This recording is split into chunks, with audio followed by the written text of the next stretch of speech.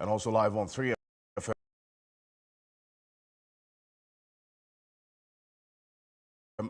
99 all across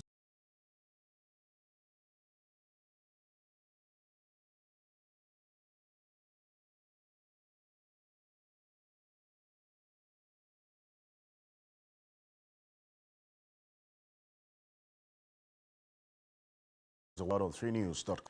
The IGP, all the witnesses, in fact, the voices captured on this particular tape have appeared before the committee. Now was his turn.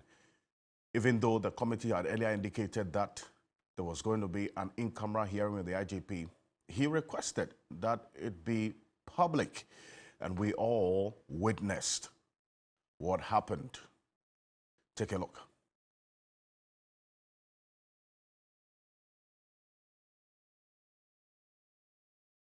Have a working relationship with Chief Bugri Nabu? Honorable Chair, I do not have a working relationship with him.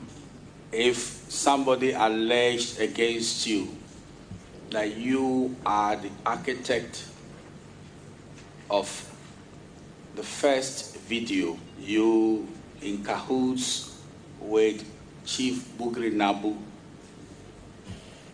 got these individuals taped, what will be your response to that, sir? Honorable Chair, that is untrue. Well, so that's the IGP there. He responded to a number of the issues and some of the accusations that his accusers had brought against him before the committee. Now, at the end of that session with the IGP, the committee chair, Samuel Atachia, also indicated that the committee has now gotten a new audio, which is eventually, as we found out from the vice chair of the committee, James Agalga, is 2 hours long. And that was given to them by Bugri Nabu. This is the fuller version of the 45 minutes that they had earlier. This gives a very strong indication of other things that will definitely get us all concerned. It's an issue that they are applying their minds to. The National Security Minister appeared before the committee as well in camera the next day, together with Bugri Nabu himself and also COP Alex Mensah. Now, according to the chair of the committee, the National Security Minister did not make available a report of the National Security's own investigation into this leaked tape as well. Take a look at the chat here. The Minister for National Security, Honorable Khan Apa. And the reason why we called him is that Superintendent Asari had confessed that he appeared before the National Investigation Bureau. So we will not do a shoddy job by not calling the minister who has superintendents over that bureau, the NIB. So he came to say, indeed and in fact, NIB called Superintendent Asari and the rest of them in relation to the same leak tape. And they've done a lot of work on it. It's an interim report, but he will not share it with us. Because if you care to know, it's a national security document, it's not declassified. Superintendent Asari, COP Mensah, and the rest of them, even Chief Bugri Nabu, they were present. The only person who couldn't show up was the IGP, although it was penciled for today. And they agree with what the Minister for National Security said. And then it was accordingly discharged. Because of the nature of what is happening, we want to do a thorough job and end quickly. Chair has a clear idea of the nature of this, but one of my guests this morning is asking that he, Samuel Atachia, recuses himself as the chair of this committee. We'll be finding out why he holds this particular view. But in the wake of this new evidence of a 2-hour audio tape, which is the full version of the 45 minutes that we have all heard, What next for the Ghana Police Service and this committee's hearings? Stay with us. We'll have a conversation on this morning. Also, despite the number of suits seeking to injunct the Electoral Commission from starting the limited voter registration exercise, this past Tuesday, they started. And one of the two private individuals who sought to injunct the process went to court again, seeking a contempt suit, which was indeed granted, but we understand the Electoral Commission is yet to be served with that suit. Bossman Asare, Dr. Bossman Asare, is a deputy chair of the Electoral Commission. He spoke about the suits and whether they are aware as a commission of it and why they still decided to go ahead with this limited voter registration exercise at the time. Take a look. Yes, I've been on the field doing a lot of checks regarding the readiness of our offices for the registration exercise. And although I've not engaged our lawyers, I think what we've heard in the public domain has to do with the fact that the 5 political parties want the EC to extend the registration to the electoral areas. And as a listening institution, the EC is so very, very much concerned about ensuring that all people who are qualified also register as voters. So we are beginning the exercise tomorrow. If it demands that we make some tweakings, some changes here and there, the Electoral Commission is ready to do that. We shouldn't forget that this is the commission that in 2020, in less than 40 days, we registered about 17 million people in the whole of West Africa, with the exception of Cape Verde. Cape Verde's population is like the Medina Adenta enclave. They have less than 600,000 people, and they have over 55% on their voters roll. With the exception of that country, Ghana, in West Africa, we have done over 17 million, representing almost 55%. So if there is an institution that is committed to ensuring that the citizens register those who are qualified, is the Electoral Commission. So as I speak to you now, when we hear that people are saying the EC is going to disenfranchise some people, I find it very, very strange, because our district offices are well equipped. For each district, we have registration teams, and each district is capable of an average of about 300 people per day. And we are looking at 21 days. Although we concede that some places are far away from the district offices, what we are saying is that this is not the first time we are registering at the district offices. In 2019, we did registration at the district office. Even in 2020, in 2016, we did same, even 1996. So what the EC is saying is that all those who are qualified, as long as you were a Ghanaian, you were at least 18 years old, you didn't take part in the 2020 registration exercise, for one reason or the other, you were outside the country, avail yourself in the district office of the Electoral Commission where you reside. Well, after this process started, we've seen a number of challenges, including system breakdown, network challenges, and so on. And a number of people also raising that concern of the distance where they have to travel, which were the major concerns that were raised prior to this exercise starting. And some of the people living in island communities as well that have to travel by boat have also raised concerns about their inability to be registered. The Electoral Commission's fundamental duty is to ensure that all eligible voters are registered to exercise that right. We'll be finding out this morning what next for the lawyers of these persons who have taken on the Electoral Commission, especially because we're hearing that the contempt case is yet to be served on the EC chair, Jane Adokwai-Mensah, and her 2 deputies. We have just received a letter from the lawyers of the Electoral Commission chair and her 2 deputies. They are indicating that their attention has been brought to a news item that a process or processes have been filed for which personal service of same is required for the purposes on their clients. That is the contempt case. They have their clients' instructions to inform the lawyers of, that is, Patience Ayita, Precious Ayita, that they, the Electoral Commission chair and the 2 deputies, have waived their rights to personal service, and they are undertaking in writing to accept service of the said processes and all subsequent processes on their behalf. So that is the latest coming through on this matter. The lawyer for Precious Ayita will be connecting with us this morning, and we'll get into the legal conversation of what has been happening and what needs to be done right going forward. Sarah Josepho is back in the news, pleading with everybody, including the party president, the chief of staff, and her constituents to forgive her so she can contest again as the Dom Kabinyak constituency parliamentary candidate for the NPP. Well, this is the English version of her apology. Take a look.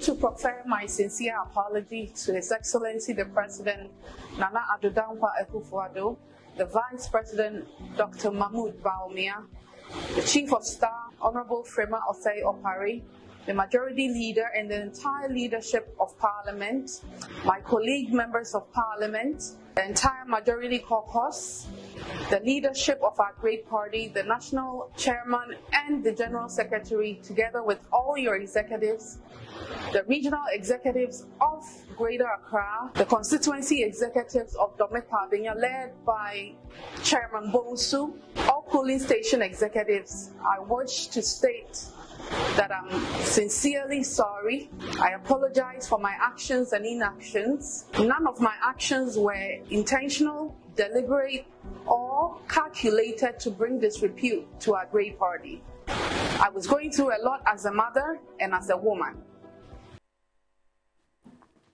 Well, the constituents have a message for her and the party as well. This morning, we would have a conversation on everything surrounding this apology and what's going to be happening in the coming days. The cocoa conversation was major this week. Government is defending the new cocoa prices announced by the president over the weekend. Well, the opposition NDC believes that the cocoa farmers in this country deserve better. The pricing mechanism is under scrutiny this morning. The cocoa farmers have a voice, and they will be heard this morning. These are the issues here on Key Point that we are going to be talking about together with you, our viewers. On behalf of the team, welcome. I am Alfred Kanse.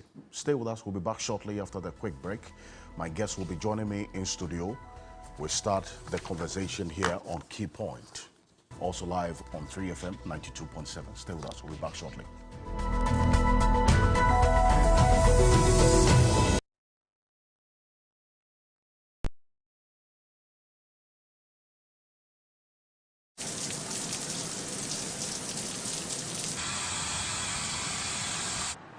I just took a shower above the clouds. You know why? Because this is the Emirates A380. Oh no. Mommy, hurry up. We are out of cereal and there's no time to make something else. Good morning, honey. What's the panic? We are running late and I don't have anything for Kojo's breakfast. Fear not. I've got just the right thing for you. McBerry breakfast cereal biscuits. I've heard great things about it. Biscuits for breakfast? Yes.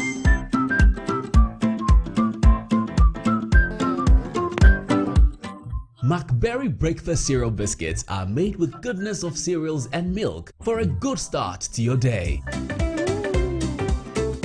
Wow, Mom, this is delicious.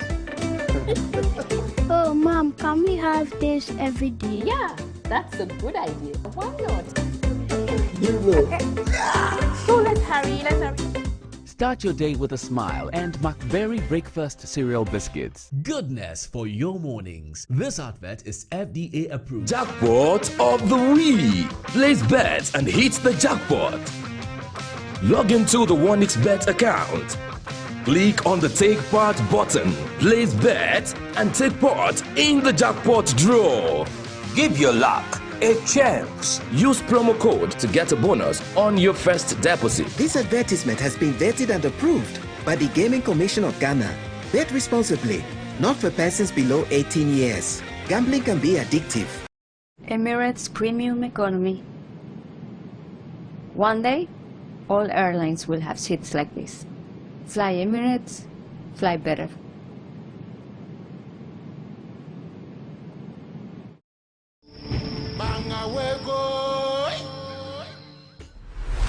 As Ghana had Kwame Nkrumah, Kenya also had leaders like Jomo Kenyatta who became symbols of hope in a fight for independence.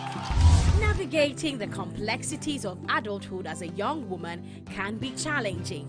Balancing various life issues can feel overwhelming. This week on Ghana's Most Beautiful, contestants will shed light on the unique challenges women face and work together to explore solutions. Join us for an emotional experience with the contestants this Sunday at 8 p.m. on TV3. To ensure your favorite contestant advances in the competition, vote by dialing *713*13# or by downloading the TV3 reality app. GMB 23, Ghana's beauty, Africa's pride. GMB 2023 is sponsored by Gino Tomato Mix, GTP, Techno Camon 20 series, AT, Pepsodent Charcoal and Lemon Infused Formula and Pepsodent Natural Herbal Formula, Geisha Moringa and Geisha Black Soup, Key Soap, Bell Pack Tissues, Sankofa Natural Spices, Vitamilk, Deluxe Acrylic Paint, Nescofa Blood Tonic, Heaven Black Mosquito Spray and Coil, Enapa Foods, Freedom from Casapreco, Frutelli Calipo, Duffy's Health and Beauty, Obuasi Bitters, Nubna Womwankasa, Dragnet, Shalatem, Top Choco.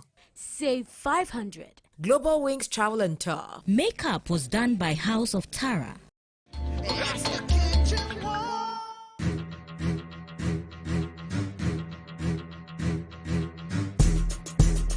The battle is still on, bragging rights still very strong. Who carries the day this week for Group H?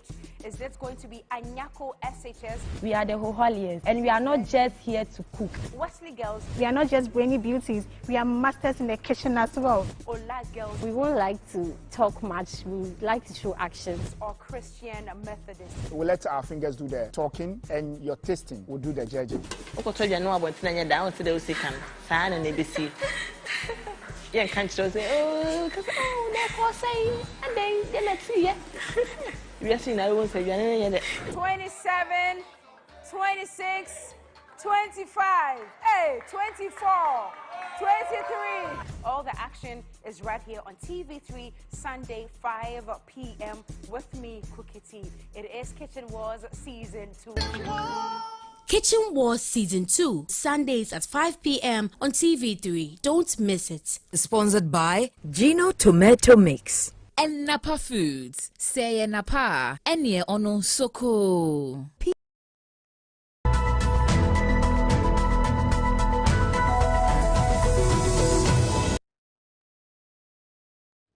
Made all these allegations in order to cover up probably the shame associated with what they got themselves involved in the first place. And I, an innocent person, focusing on my job, working in concert with my team and all commands across the country to keep the country safe and make it to be at peace with itself. I've been asked to come and answer to these allegations, which are wide, baseless. And I feel in my spirit that this is just not fair. Abuja, it is just not fair. Are we killing patriotism? That anybody can just get up, make allegations upon allegations, and people who go across the country, at times 48 hours without sleep, just keeping the country at peace, will be called to come and answer allegations that are unfounded. Probably my brother wanted to say I'm the best and he missed it. Because the records are there for everybody to see. The beauty of mankind is that everybody has an opinion and he can express it in any form of shape. But that has not changed the facts. And this is the point, Honorable Chair. Since my colleagues and I, and the rest of the commands across the country, had opportunity, by the grace of God, and with the honor done me by His Excellency the President, Nana Addo Dankwa Akufo-Addo, we committed ourselves to transforming the organization to become the best institution in the country and a reference point for Africa and beyond, in a teamwork fashion, based on Genesis 1:26. So even granted that I'm the West, then all of us collectively are the West.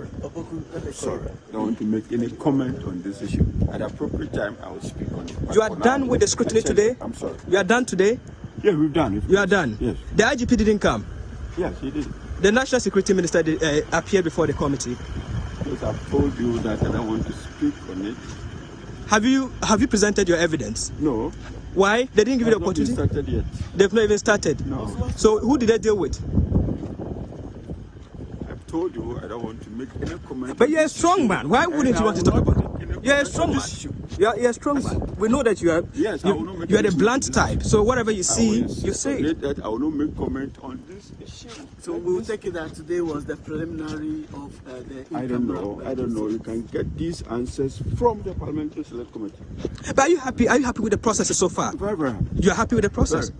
Have you? Do you think you have been given a fair hearing on this? Very, very fair. So we should be expecting. Very fair. Very fair. Very fair. We should be expecting solid evidence from you. Yes. Is your evidence ready? Everything is ready.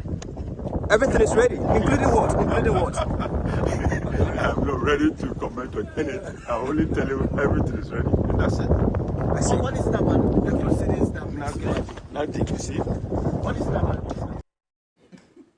Okay. So that's COP Alex Mensah there. After the in-camera hearings, even though he had indicated that he didn't want to speak, the journalists found a very nice way of getting some words out of him. Eventually, he says that the truth will come out soon. That was his message to Ghanaians. In that interview, you just saw him with the journalists outside of Parliament. Now, the IGP has also been there, responded to a number of issues. My guest in studio this morning is a member of Parliament for the Tamale North constituency, the Honorable Alhassan Suhuyini. Good morning. Thank you so much for coming. Also, Martin Pebo is private legal practitioner. He is the convener of the Kumi Preko Reloaded demonstration, also a leader of one of three individual born order groups. Lawyer Martin Pebo, it's good to have you. Good morning. Morning, Mr. Kansi. Another version of your smoke. Yes, now we're doing the smoke challenge. Smoke challenge. Forever smoke. Yeah, Fantastic. you know, we need to hype our culture, right? Indeed. So now it will always be a smoke. My favorite is the... Either with Kente or the northern smoke. So Yeah. last week it was a Kente The smoke. Kente Today one. we are back to the north. Yeah, my favorite is the one with the Ghana flag. It's actually Kente. It's Kente. It's Kente that I use for the smoke. Good stuff. Wow. Okay. Also, Dr. John Osai Kwapong is a Democracy and Development Fellow at the Center for Democratic Development, CDD, Ghana. Dr. Kwapong, it's good to have you. Thank you. Good morning. Good morning. Also, Richard Ahiagba is Director of Communications of the New Patriotic Party. He is going to be joining us soon.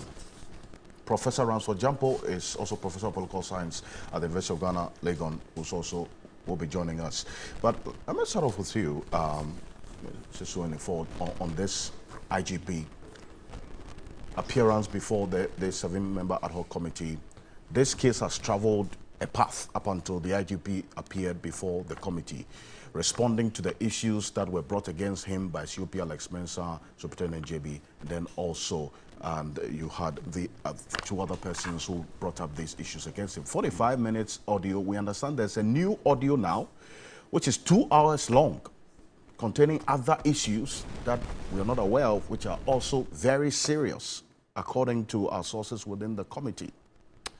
Listening to all of this, what should be the end game for the committee and the Ghana Police Service in the end? Well, Alfred, first of all, let me say good morning to our viewers, especially the very good people of the Tamale North constituency. Good morning to my colleagues on the panel. I think that what is happening as far as this probe is concerned serves as vindication to us on the minority in Parliament who initiated this hearing. I mean, in the beginning, some people thought that it was much ado about nothing, and so there was no need for anybody to answer to anything that was heard on the leak tape. Despite how popular the tape had become, some people still thought that, and especially maybe because they believed in government assurances through the Minister of Interior and others, when they said the president had no intention to change the IGP.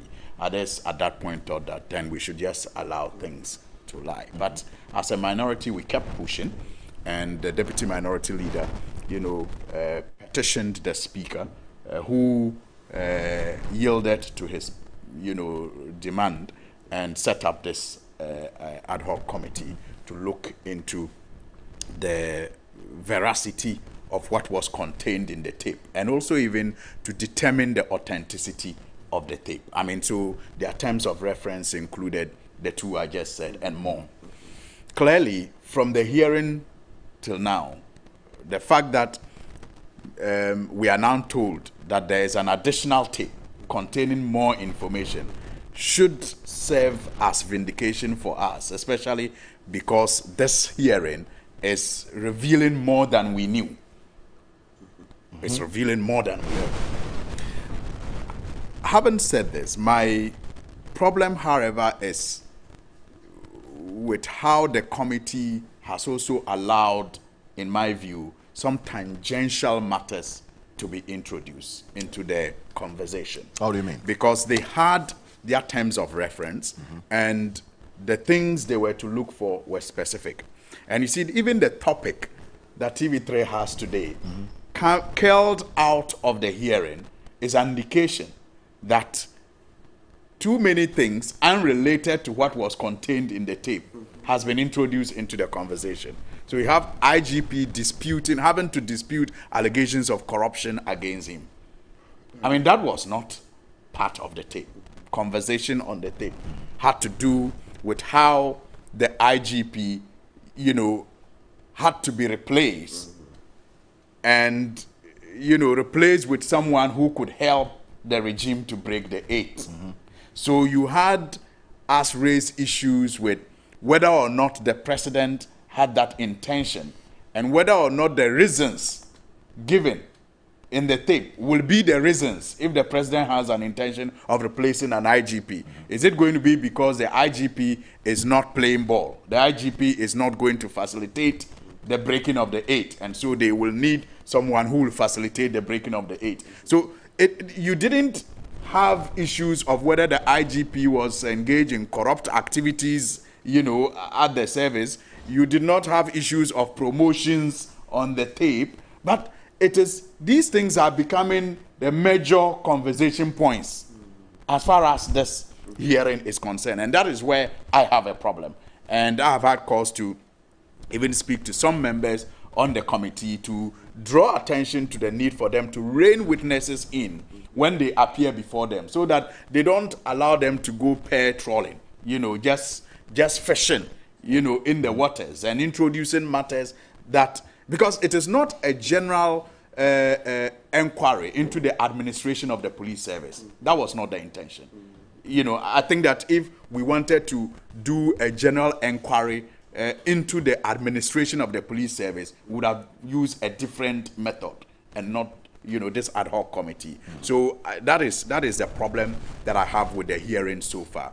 And again, I had issues with the interdiction and revocation of the interdiction and how all of that was managed. I think that there I fault to some extent the IGP because and my reason for faulting him even was made stronger when he appeared before the committee and made the point that because perhaps he was involved in the issue, he kind of detached himself from what was going on. He said he never took part in any conversation or decision. And that for me, smacks of some level of irresponsibility. I mean, with all due respect. You see, he is still the IGP.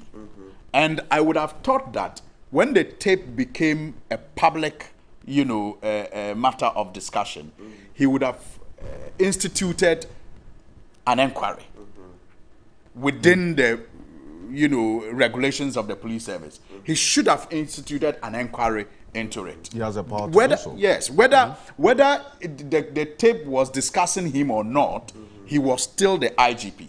And so he should have instituted an inquiry. Based on that inquiry, an interdiction could have now been issued to these people. But the interdiction, in my view, came a little too late in the day. Yes, certainly. You get it. And it came a little late because the police service did nothing about the tape until Parliament started, hearing on it. If the police service was minded to do something about the tape, they would have instituted an investigation on their own. The man is a powerful MPP man. That's why he says COP man. Well, but yes, I get it. But you see, from his blood, that lawyer counsel, that should not make the IGP unable to perform his functions and instill discipline. Hey. Let him make the move and let him be stopped. And then it becomes, but that's the point I'm saying. The IG, in my view, should have started an in-service, that's what they call it, inquiry into the tape, and would have used that to, interdict these officers until the inquiry was done. Maybe if they even did that, Parliament wouldn't have been minded to do the inquiry, or we still would have. And then I don't think the back and forth over whether these officers should be interdicted or not would have arisen. Now, when the interdiction was first communicated, the reaction from some members within the service, sources within the service, was that this was an attempt by the IGP to gag, to gag exactly. people. So that's what I'm saying. That's why he also sought to make it quite clear that you know what, I did not take part in the process. Exactly. And so it cannot be the case that I tried to gag people from speaking. Yes. So that's what I'm saying. He came under that pressure. Because the interdiction came a little too late in the day. When the interdiction came after these officers had appeared before the committee and made inferences against the IGP. So at that point, any disciplinary measure will seem vindictive, even if that is not the intention. But I'm saying that even before Parliament began the hearing, the IGP had within his right as the leader of the service to institute an inquiry into a tape that was disturbing. And based on that inquiry, he could have interdicted the officers. And I don't think that anyone would have held him, for any bias or vindictiveness. Because, yes, it's a tape. It's become public. People are concerned. So, as a service, we want to find out the authenticity of it, whether people are trying to frame up my officers, or indeed my officers did this, and whether in doing so they broke any disciplinary, codes.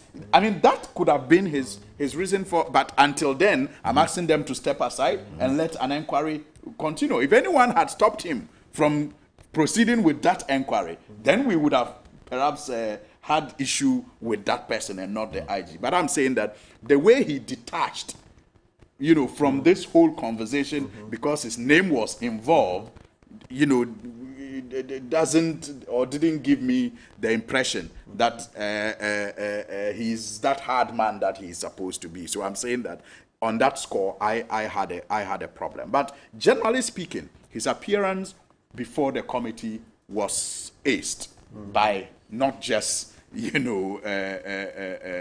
me, but many people who made time to listen to his delivery. I think that he addressed the issues very, very maturely and intelligently. I mean, and when I had time to listen to COP Alex Mensah, and I listened to IG Dampare, and then I said to myself that at least maybe for the first time, I'll concede that the appointing authority, in this case the president, did a good thing. Because he knew, I'm sure, the political affiliation of Alex Mensah. I'm sure he knew. And I'm sure he also knew the professional acumen of Dampare.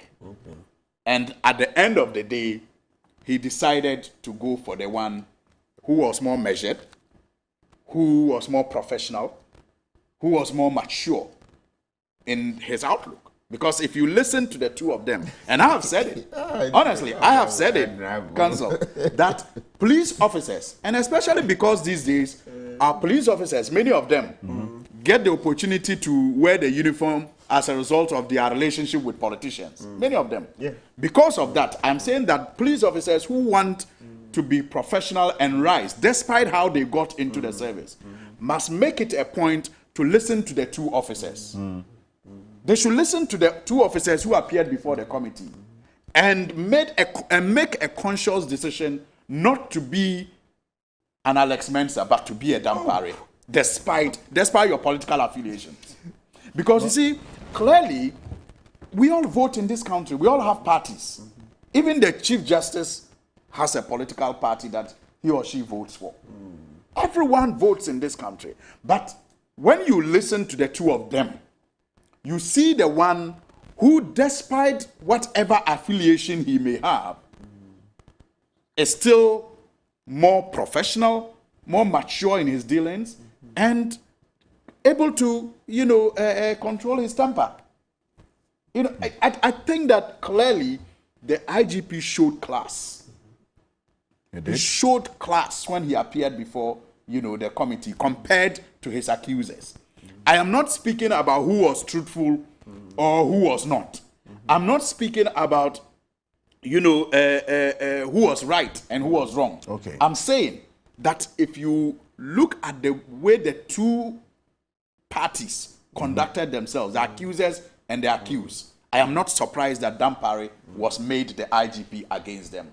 And so they should check their character. And sometimes some of these things, we all come across it even at our workplaces. There are people who, through their own character, sabotage their own growth. And then they blame others who get elevated over them. Meanwhile, those people would have just been doing, their work without the intention of undermining, their colleagues. But because of their own character, they sabotage their own growth, and then they blame people for overtaking them in the institution. So I am saying that junior officers must take time to listen to the narration before the committee that was done by Alex Mensah and IG, and make a conscious effort never to be like an Alex Mensah in the service, despite how they got into the service. Whether they are MPP or NDC, they must learn to be like Dampare. And listening to the two of them, I'm sure they can be very well guided. I hope that the committee, by the time they return, I think on 2nd October, would have satisfied themselves with the additional information that they have been provided, and will guide the appearances to stay within their terms of reference and come out with a report that will be very rich, that will help us, if possible, retool some aspects of the administration, because the intention was not to look at the General Police Administration Service, but just to specifically look at maybe, if you like, how IGPs are chosen and why they are chosen. Are they chosen to help parties win elections or not? I mean, and what is with the process of choice that can, you know, lend itself to such abuses, if there are any.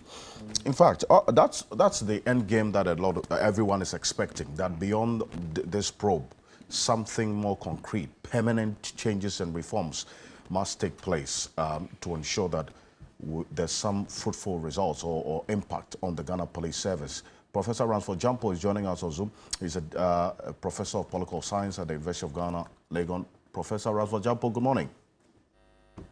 Hi, good morning. Good morning to your distinguished panelists. Well, so welcome. You are saying that you want Samuel Atachia to recuse himself because he doesn't look like a credible chairman. What do you mean? Why? Why are you asking that he recuses himself? But Alfredo Kansi, don't you see what is going on?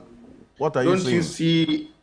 Don't you see what is going on? Don't you hear his utterances and his comments and how he easily interjects and even almost preventing his co-chairman from also playing a role? I mean, I see Atachia not as a credible chairman. A chairman must be sober and listen.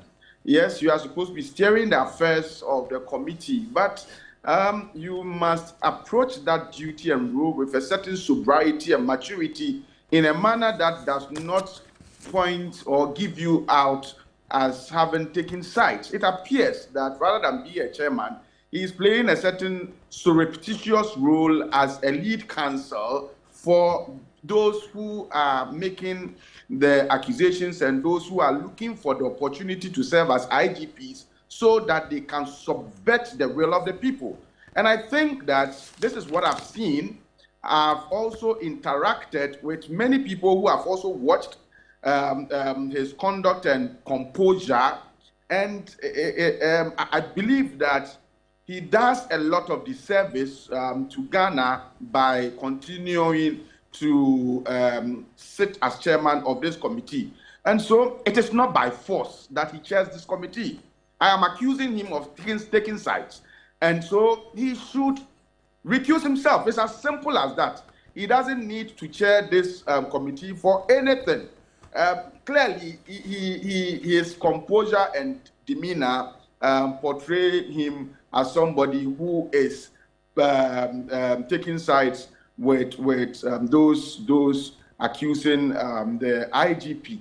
And I believe that he should just recuse himself, or the speaker must make a reshuffle of who chairs that committee so that there will be fairness, there will be objectivity, there will be those appearing before the committee would have the confidence to be able to say what they are supposed to be saying.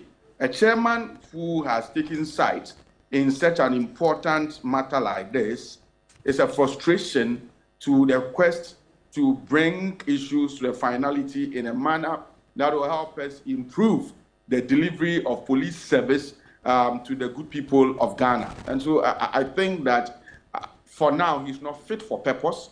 He has, per his own innuendos and posturing, giving himself out as having taken sides. And I don't see him as a credible person to continue sitting. It is not by force. He should recuse himself. Okay. He doesn't. If he has no personal interest in this matter, he should simply just recuse himself and let another person take over. I think that is what I want to see. But on the issues that... Professor Jampo, on that, so that before you move on, you see, this is a fact-finding committee, right? So what is the specific action or actions that you say Atachia has exhibited, which, in your view, I am saying that makes him unfair in taking sides? Generally, his comments, his interjections, and the kinds of things that he's been saying Like, for instance, what comments? Do not, now, listen. I don't want to go into specifics, but you should. The point is, listen. The point is, you look at even the body language, okay, the body language of the chair, and then anytime his vice chair is trying to counterbalance his comments, the way he interjects, and his zeal in sort of through the body language, giving more space to those accusing, and the line of questioning to the IGP. In my view, if you are able to read in between the lines, like I said, I do not think that he's smarter than all of us in Ghana. I can read smartly into the innuendos and body language to point to him that he's been biased so far. I mean, ever since Dampare appeared, I mean, I compare his body language and his interjections to the way he conducted himself when those accusers also appear before the committee. And I'm able to tell that he is not neutral. He is not a neutral arbiter in this matter. And so he must recuse himself. It is not by force that he continues to sit as chair. If he has no specific interest in this matter, he has no personal interest in this matter, then he has no business continuing to sit as chair. He must simply recuse himself or be kicked out by the speaker who constituted that committee. Well, Professor Jampo, stay with, because I'll come to your... Let me make a brief comments on the other issues that I don't know who spoke, I didn't see. But I think that... Soini, good morning. Good morning. I think you made a fantastic presentation on in your just recent submission. I think that the IGP appearing before the committee was good, even though initially some of us accepted that idea with some trepidation. He showed a lot of brilliance. He showed a lot of command and control over the issues. He had grasped over the issues, and he demonstrated much emotional intelligence. And clearly, you could see if somebody is telling the truth, or if somebody is being honest and candid and sincere, you can see with the way and manner the person speaks. And so it was good. And I think that, look, there are so many important issues plaguing the country. We should not waste much precious time in discussing somebody who thinks that he was more qualified to be appointed an IGP, and he didn't get the opportunity. And so planning and scheming all he can to be able to get to that position so that he can subvert the will of the people of Ghana. We should not spend much time talking about this. This matter will be treated with ignominy, and all the necessary actions must be taken behind the scenes, and then let us put that matter to rest. We are sitting here, and there are so many economic challenges facing us. The last time I heard our finance minister speak, he was telling us that the decision to construct a new head office for the Bank of Ghana was taken long before we started experiencing losses. And so we should allow the Bank of Ghana, actually he's asking all of us to support the Bank of Ghana to construct a new headquarters. And he tells you, look at us, we do not even have a priority. And look at the Minister of Finance, who is going about begging labor, begging people that we don't have resources. Now you don't have resources, and then you've been able to save something small to undertake a project, and then you get into a situation of economic miserization, and you come to plead that we should support the construction of such ostentatious projects. This is what we should be talking about. Okay. This is what we should be talking about. You want to galvanize the support of the people behind the government so that the government can properly navigate and steer us out of our economic doldrums. Okay. And how do you elicit that support? To tell us that, and look at it, it's like we don't even think. It's like we are a group of some dumb people that anybody can just get up and tell us whatever he or she likes.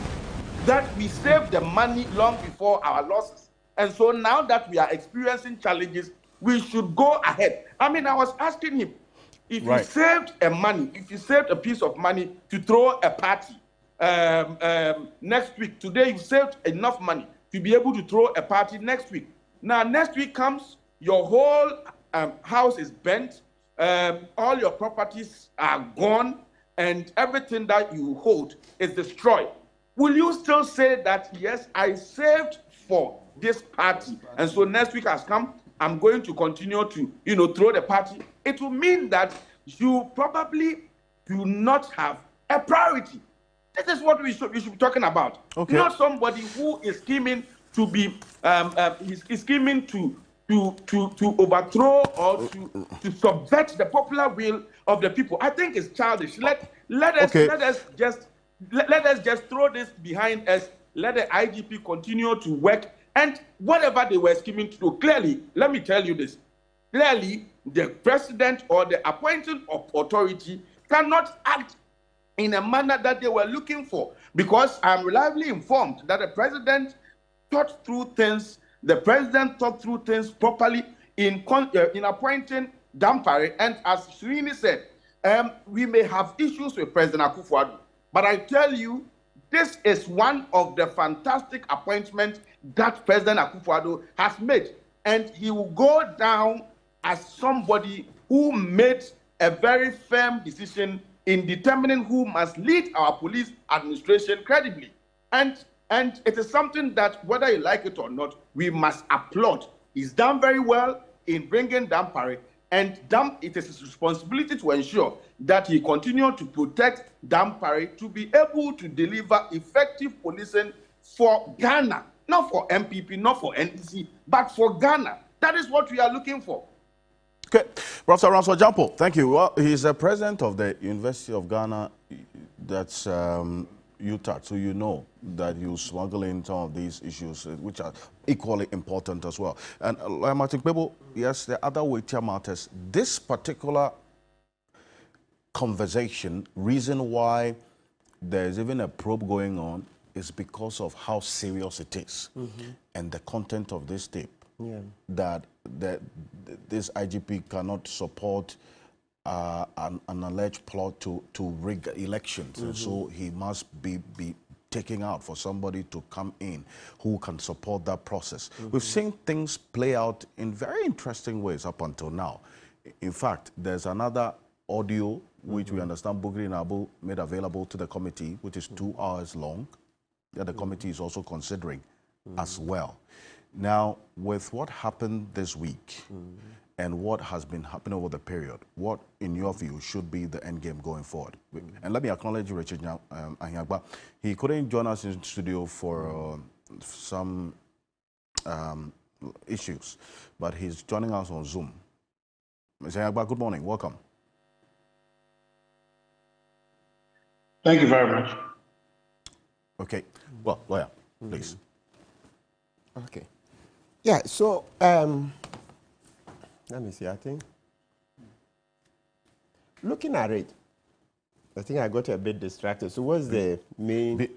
Sorry, because I brought in Ahiagba, sorry. So we've seen how things have played out in this particular committee's hearings this week, at least, and the responses of the IGP. Yeah. Now, the committee is talking about reconvening October 2.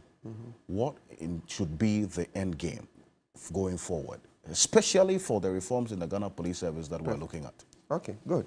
Yeah, so look, I'm very much in support of the way the conversation has snowballed, right, to cover so many things in the police service. Yeah, it's good because, listen, I must tell you frankly, and this is where I disagree with Honorable Suini.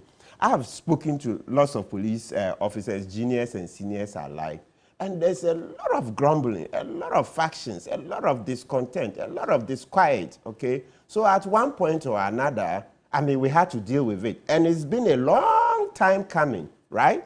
Yeah, so, yeah, the committee may have a limited remit, but you see how the committee is not being in control, that, look, the conversation must snowball to other areas, especially the issue of promotions. Yeah. So people are very, very bitter.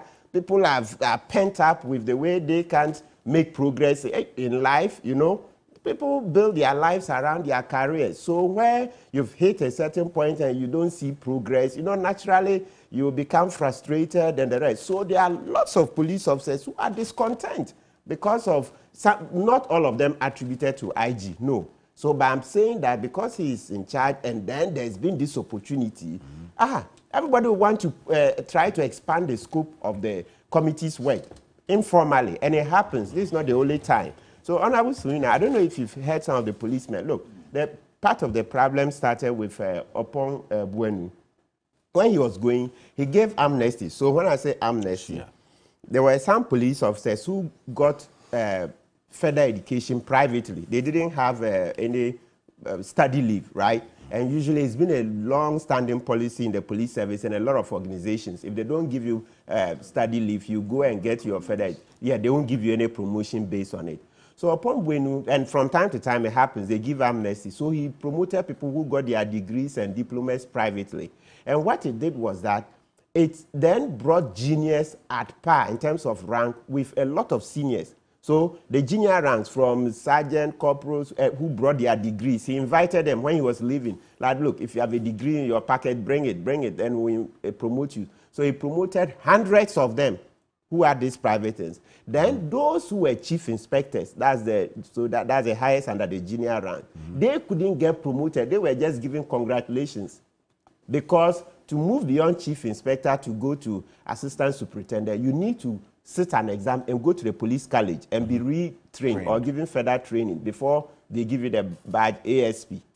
So it's created a lot of discontent among the chief inspectors, because their juniors have caught up with that, at least in terms of their rank, even though other conditions may vary. And there are hundreds of them. The last time I knew, there were over 400, right?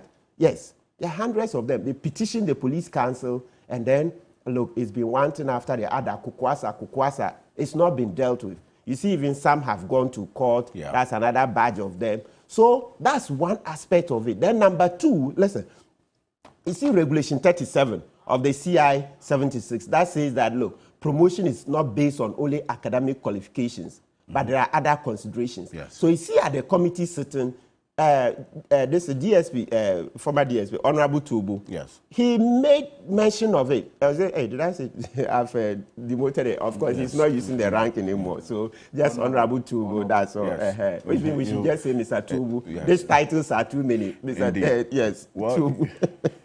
Yeah, he mentioned it. Now, look, it's giving them a lot of headache, where now you can have your degrees, even with formal study leave, but you'll not be promoted, because promotion is not based on only academic qualifications. So currently, the memory is that there have been about 200 special recommendations that only IG and his police council understand that they use to promote some people. There have been about 200 of such cases. So the police people, the police officers are happy to see the investigation go in that direction. That's where the corruption is rearing its head. As for IG Dampare, we all know he's done a good job. And from the way the conversation is going, naturally, he can't be removed anymore. The president is too late in the day. Yeah, because right now, I mean, the public opinion is showing that, by and large, we support him. Good. But he's not an angel. So where he has issues, they should be dealt with. They should be dealt with. We can't just say because he did a yeoman's job in Asenov, we should sweep everything under the carpet. No, the issue of these promotions and there's some corruption around it is a big problem, very big. So let's confront it. Let's take the bull by the horns. Those special recommendations, IG, those people who were promoted, let's go into it. On what basis? How did some juniors get ahead of seniors? Because the policemen are complaining. They are. So it's good that we go into it. It's good that we go into it. Then you see the politics, then you see the favoritism, then you see the chronism that's going on. And this is not the first time. In 1979, it happened. That's the same thing, the Tibiru report. Yeah, the IG, they were doing the same corruption and favoritism and nepotism in promotions, etc. And so President Liman, they had to set up a commission of inquiry. And you see how they mentioned so many things that had to be done to curb these things, okay? So, and the police have benefited from a lot of these commissions of inquiry. And listen, that problem that people get their private degrees and they cannot be promoted, it didn't start today. I think we should deal with it head on. I mentioned in the 1960s, this British man was brought in here, Ryan. So there's a Ryan report. I read it. When you even Google, there are copies there. The Ryan report, he made it clear, it's always been a policy. So from, I think Ryan came in, as it 69 or so. 69 or so, Ryan, yeah, it's a full report. Where when he went into it, he mentioned this thing, that look, yes, it's a policy of the police service that look, you get your private degrees, they won't promote you. So it's been long-standing, it didn't start yet. It didn't start, he came and met it. And so if Ryan came in, I think 1969 or so, that's when Buzia was in office, right? If he came in there, and then that's what he came and met. It tells you that this is a long-standing problem. So let's deal with it.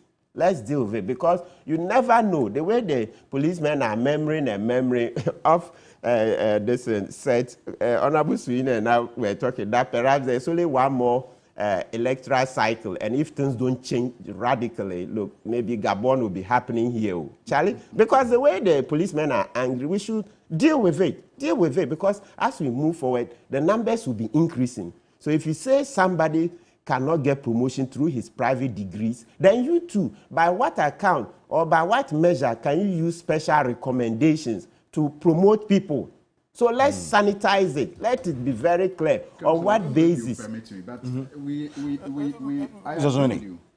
I agree with you absolutely that there are issues within the police service that need attention.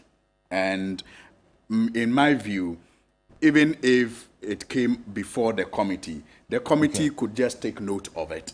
And in their recommendations, perhaps recommend a full-scale inquiry into the service on, issues of factions and issues of promotion. I mean, but for now, I am saying that if the committee is not careful, they are going to be sidestepped into looking into other areas that are equally important, but outside their terms of reference. So that's just the point I'm making. The factionalisms are there. And yes, in a hearing like this, it can show its head, but don't make it the subject, because that your term, again, issues of promotion will show up. But you find a way as, members of the committee to redirect the conversation. And perhaps in your report, you make a recommendation that based on the seriousness of these issues that appeared before you, you will suggest that either the government, the president, for example, sets up a commission of inquiry into the issues of promotions that will now be dealt with holistically. That is just the point I am making. So the point is that, look, but you can't guarantee that President Kufuor will do it. Hey, Mampam. They're talking about Mampam. Mampam, who is running away even from asset declaration law until the IMF made it an IMF conditionality.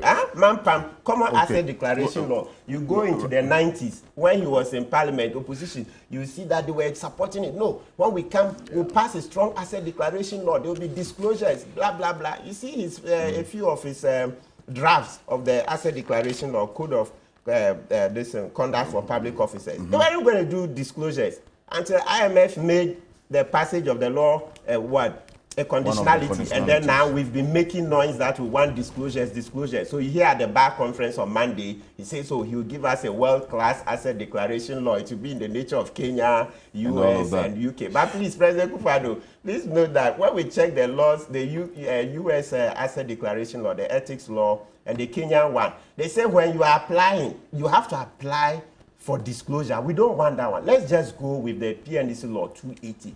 Everybody's assets be published straight so that we can get the gazette and start checking. Why are you asking citizens to go and apply?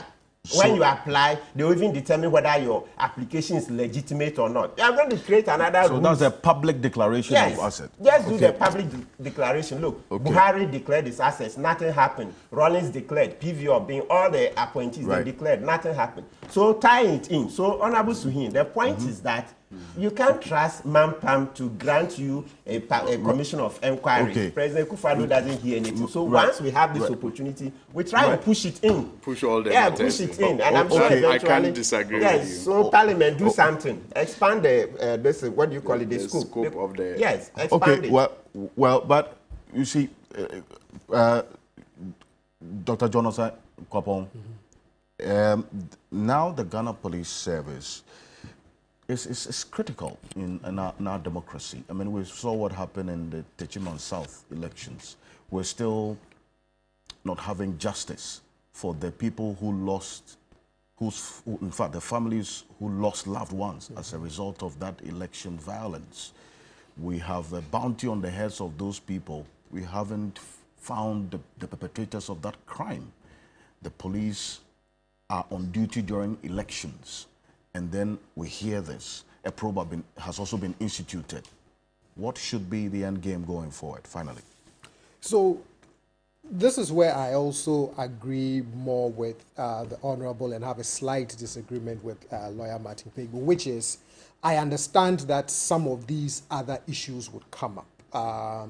You know, the discontent in the service, the issues of promotion, favoritism, unfair treatment, all of these other issues may come up in such a hearing like that, which ultimately would need some internal inquiry and then some administrative reforms to address these critical issues, because definitely it affects the police as an institution. It may affect the morale of those who work in there. And then when you think of the key role that the police as an institution plays, you know, in our democracy, you want to make sure that these discontents don't grow.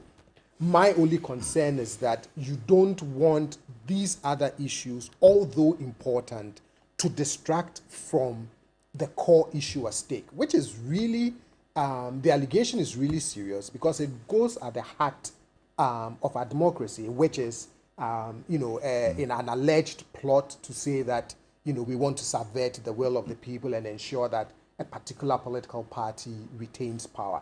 And I hope that at the end of the day, the parliamentary committee would be able to establish, you know, all of those facts, you know, how determined were they to undertake something like that, which, you know, really undermines the fundamental right of Ghanaians. And then if there are disciplinary actions to be taken, you ensure that you take them. Because you don't want to go into an election already in an atmosphere of, you know, concerns issues, trust issues, all of that, to also have this sort of cloud hanging over, you know, whether you can trust the police service, you know, to play an impartial and fair arbiter role in ensuring that, you know, they maintain the peace, they maintain the order to make sure that we have a successful election. So for me, ultimately, I want the, you know, the substance of the issue to, you know, to be really dealt with, and then give the assurance to the Ghanaian people that nothing untoward would happen in 2024 with the, with the indulgence of the police as an institution. Because I think this is, you can't overlook how serious this thing is. And Mr. Can you hear me? Dr. Josiah Kwapong, I'll come to you. Okay. Yes, I can hear you. I can hear you. I think the ultimate concern of the Ghanaian people here is that this is the institution, the security agency charged with the responsibility of ensuring internal security, plus also their role on election day. And this leaked audio tape is hinged, yes, I can hear and see you, is hinged on this alleged plot to subvert the will of the people on election day. Listening to the committee and their work, for you as a party, what should be the end game, the result, so that the confidence and the trust in the Ghana Police Service going into this election would not be in doubt? Hello, Mr. Angba, can you hear me? Unfortunately, we lost him. Alfred, Yeah. I want to make a brief comment or remark about my friend Martin Kpebu's submission. You can go ahead. You and then answer the question. Did you hear my question? Alfred. I can hear you. Unfortunately, we lost. We lost Richard Ahiagba. Professor Ransford Jampo? No, yes. Unmute. Yes. Okay, so I can hear you. Alfred. Okay, good. My friend Martin Kpebu, today I'm not in the studio. Why? Otherwise, I would have bantered you a little. Why? On your position that there's been discontent and how come juniors are promoted over seniors and all that. I mean, police discontentment or discontent within the police service has been there since independence. And there is no credible public institution under the sun in even advanced jurisdiction that do not experience discontentment among its members. And so do we say that because of discontentment, we should jettison or subvert or torpedo a leader of an organization? I don't think so. And then also in responding to the bit about how come juniors are promoted above seniors, please, promotion is not contingent only on seniority. Otherwise, you, Martin, when did you start practicing your law? You are way ahead of people who I believe even taught you. You've promoted yourself, or you've been promoted way ahead of so many people who even taught you. And it applies to so many of us. And so, promoting juniors over seniors, seniority is not the only license for promotion. It's about your hard work, your willingness to excel. And if you look at the history of the IGP himself, where it started up to where it's gotten to, it shows. So promotion is more importantly about hard work. If you're a senior and you are incompetent, and you have a junior and he's competent and the person is promoted, so what? Okay. So please. Okay. I also agree with the view that the commission has the committee has a specific terms of reference. We cannot send them a fishing. Let them not go everywhere. Let them focus on their mandate or their terms of reference, and other issues can be handled going forward by other committees. All right, Professor Jampo, thank you on this. Richard Ahiagba, can you hear me now? Hello? Richard Ahiagba is joining out on the telephone now. We had a little hitch on Zoom. Can you hear me? I can hear you loud and clear. Yes, the specific question about the work of this committee in the end, so that the confidence and the trust for the Ghana Police Service in discharging their work before and even during elections would not be in doubt, especially because of the reason why this committee was established in the first place, to look into the details of this leaked audio. Well, also, thank you very much, and good morning to your viewers and listeners on radio, and to my co-panelists.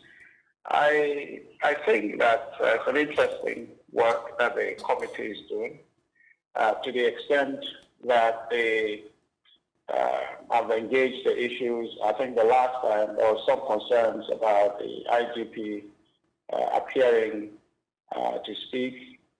Some of our concerns were confirmed. I think the discomfort of some of the things he was saying, seeing the technical or the national security impact of some of the comments that he has to make, and to the extent the committee was trying to restrain him to speak a bit in general terms. So I am concerned, though, but the importance for me of this committee is to establish for me one thing, which is to say that all these happenings has no association with the New Patriotic Party. has no association with the government, any orchestration, any effort to want to remove the IGP. That was the initial premise that was being portrayed, as though that there's a grand agenda by the party and by government to remove him, following the outcomes from the Asenov election. So for me, that has been achieved. To the extent that there is no linkage whatsoever, it's been achieved for me. Now, the outstanding issues of validating whether the tape was authentic, also that has been established, because Bukri Nabu, it is testimony confirmed to the committee that yes, he is the one on the tape, and some other persons who have come to speak have confirmed their voices, with some exception, to say that the tape was is not original. And so, to the extent that we have these two things, especially the first bit, to say that there is no government agenda, there's no party agenda.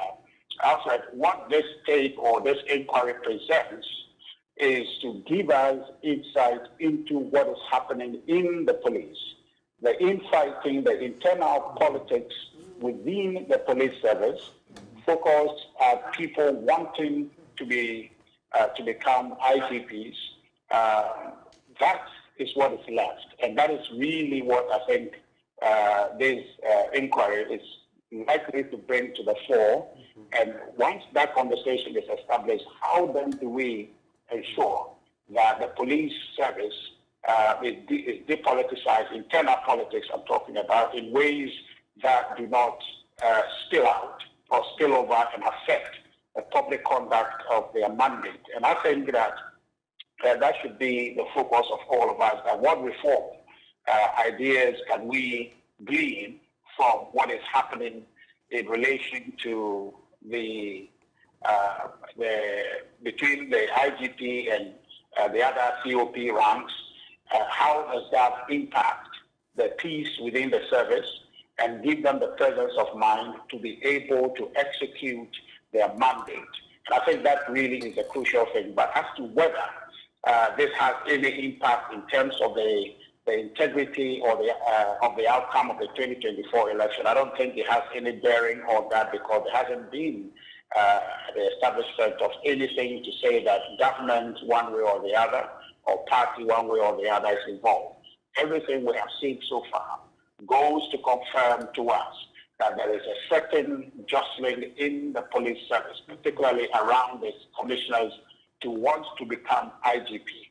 That race to become IGP has led to them undermining each other, creating and saying things, most of which they have put on public TV for all of us to see, is what is the problem. So now how do we follow through with this to try to craft some reform focused on promotion, craft some reform focused on discipline, craft some reform ensuring that as a police officer, professionalism and how to disassociate from the politics of the day and focus on the calling of the service.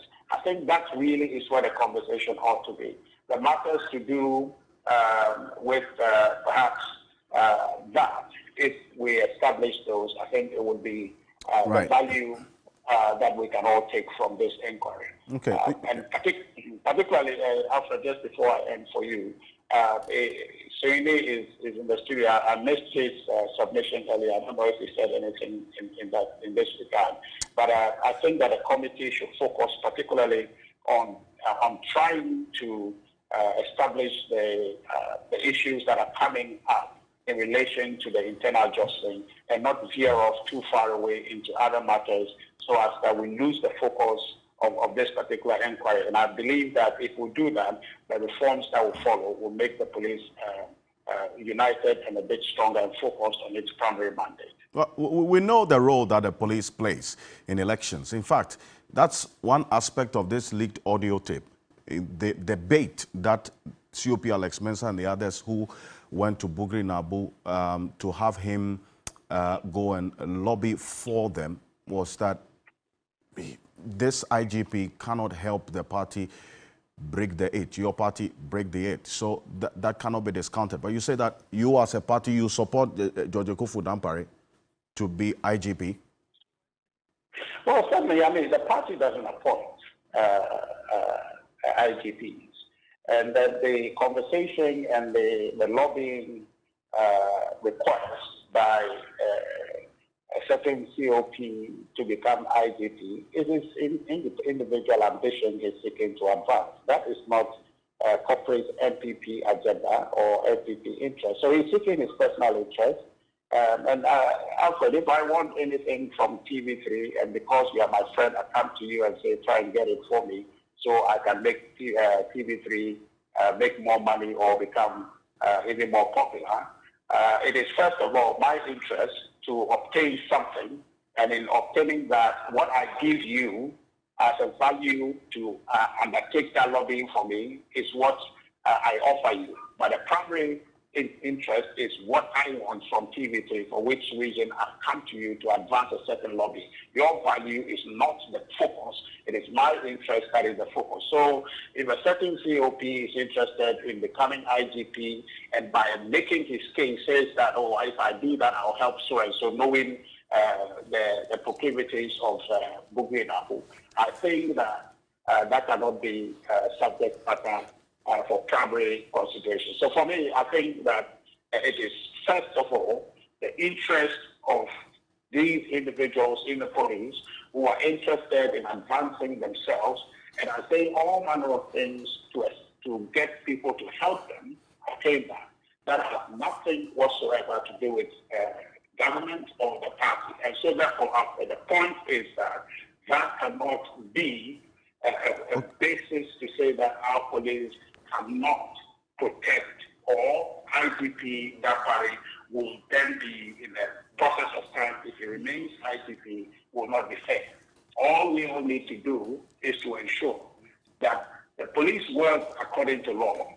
They handle security, aspects of that security. We've been through elections many times, so we all have to keep focused and participate in the process to ensure that what ought to be done is done, what ought not to be done is not done, and then ultimately the platform will be set for Ghanaians to go cast their vote. And in the process, we all will follow, count, and ensure that nothing untoward happens. So for me, if you ask me, this state has value for internal police reform, but has no implication directly whatsoever for our political forward march, especially the election 2024, I would say. Just a quick one. I think that in this discussion, we need to understand that the police service exists, in my view, maybe there may be more, but in my view, to serve two purposes. And that is one, to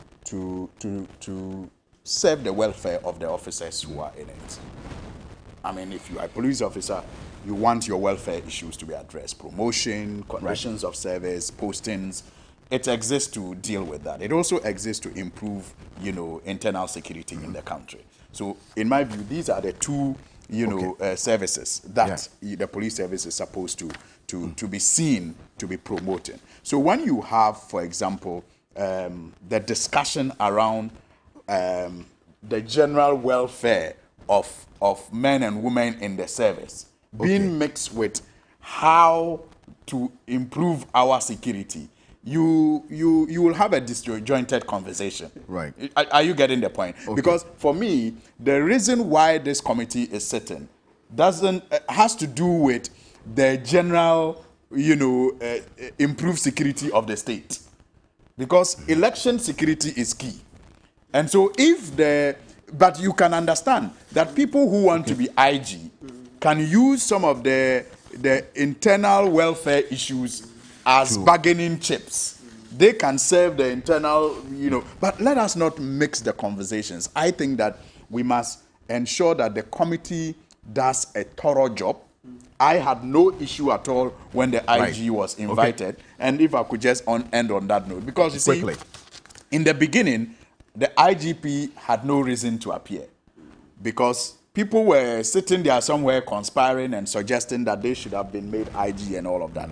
He had no reason to appear. But when you had some of the witnesses appearing and suggesting that the audio may have been recorded by the IG to implicate them, then it became necessary for the IG to also clear his name or otherwise. But when he does, and then the discussion is more about promotions and corruption in the police service, and no longer, you know, zeroing in on these officers who were planning what I call a coup on the IG, so that they could assure the regime of collaboration to help them break the 8, then I get a bit worried. Okay. But I still say that the general welfare issues of the police are outstanding, they are important, and we must have a platform to address. Thank you. Also. Alasan Soini, appreciate it. Now, this leads us to our next conversation, because the issue of police and elections cannot be detached, because we still have a lot of happenings during the election period that's very fresh on our minds. The Electoral Commission, regardless of the number of injunctions that sought to stop it from going ahead with the limited voter registration exercise, actually started on Tuesday. Now, there are 2 private individuals who went to court seeking to injunct the process. That's Mercy Agbenoto and Precious Ayita. After the process started, the lawyers of Precious Ayita now sought to cite the EC chair and her 2 deputies for contempt. For the past 3 instances, they've tried to serve them personally, because a lawyer, in this case, the contempt suit has to be served personally on the respondents. Nick Papo-Samoa is private legal practitioner who is the counsel for Ayita Precious. As we go on, he's going to be joining us. He says they've been unsuccessful in serving Jane Adokwe-Mensah and Dr. Bosman Asari and then Mr. Tete as well. We are receiving a letter just this morning. We just received a letter from the Electoral Commission chair lawyers indicating that the EC chair and her 2 deputies have waived off their personal rights of receiving this contempt suit. So the lawyers have now been given that right to be served on behalf of the EC chair and her 2 deputies. This is how things have played out till now. Dr. Jonas Akwapong, you are CDD, even before this, these 2 private individuals and then the NDC and 5 other political parties went to court. You had raised concerns about the decision by the EC to do the registration at its district offices only. What are those concerns that you put out there? So thank you very much, Alfred. And you and I had this conversation earlier on during the week. I've always maintained that I understand the constitutional role and the constitutional prerogative of the Electoral Commission. It is guaranteed certain powers. Over the course of the Fourth Republic, one of the things that the EC as an institution regularly holds on very dearly to is this idea of independence. You know, I think it was Dr. Farijan who once said that the Constitution is my boss, right? And so they fiercely guard that independence, which, I mean, it does make sense, right? That you want to make sure that you play the role of a fair and impartial arbiter going into this. But one of the things I've also constantly raised is that the EC as an institution is currently operating under a cloud of a low level of trust. If you look at the most recent Afrobarometer survey in 2022, which means that any of its actions or inactions, right or wrong, or well-intended, gets filtered through some of that quote-unquote overall low level of trust that generally individuals are tending to have in the institution, which means that it has to keep an eye, or at least in my opinion, I believe that they have to weigh some of their actions against the extent to which it reinforces that low level of trust being captured in Afrobarometer, or it restores some of that trust. Then on the other hand, you have the voters who have a fundamental right to vote. And I've always argued that because that right to vote is very fundamental. Now, as to whether the citizen would exercise that right or not, it still doesn't prevent the institution that has the authority and responsibility in organizing and putting in processes and procedures so that the citizen can exercise that vote. Your goal is always to remove as many impediments or burdens from the voter to ensure that they can exercise this fundamental right. Which is why earlier on in the week I said to you, what would it hurt if you can have these voter registration exercises closer to the voter, right? You have the smallest unit closer to the voter, which is always the polling station, for example, right? Because again, you want to reduce the burden on the voter to be able to enjoy and exercise this right. But because there's always this tension between this idea of our independence, how we want to organize these processes, then the courts also come in. And again, if you keep looking at Afrobarometer over 9 rounds, generally we don't tend to trust institutions very well. And it's sort of, going further down. And so you also have the courts who then have to play this, arbiter role between the decisions of the EC and how the various parties in our elections view these things, whether it's a voter, whether it's a political party. And so you bring in the courts. And I've regularly said that there are some things that I sometimes hope that we don't always have to keep running to the courts, right?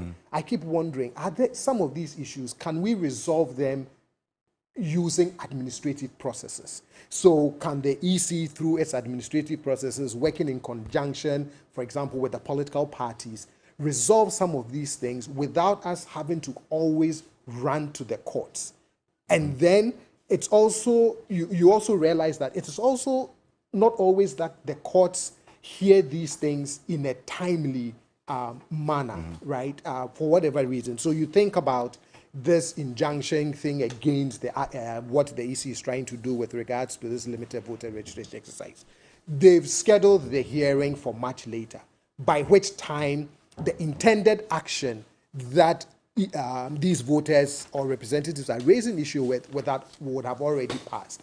And I say to myself, so what if an injury is caused in the process? What do you do? Because the action that I'm trying to injunct is already complete. If an injury is caused, I've already suffered it.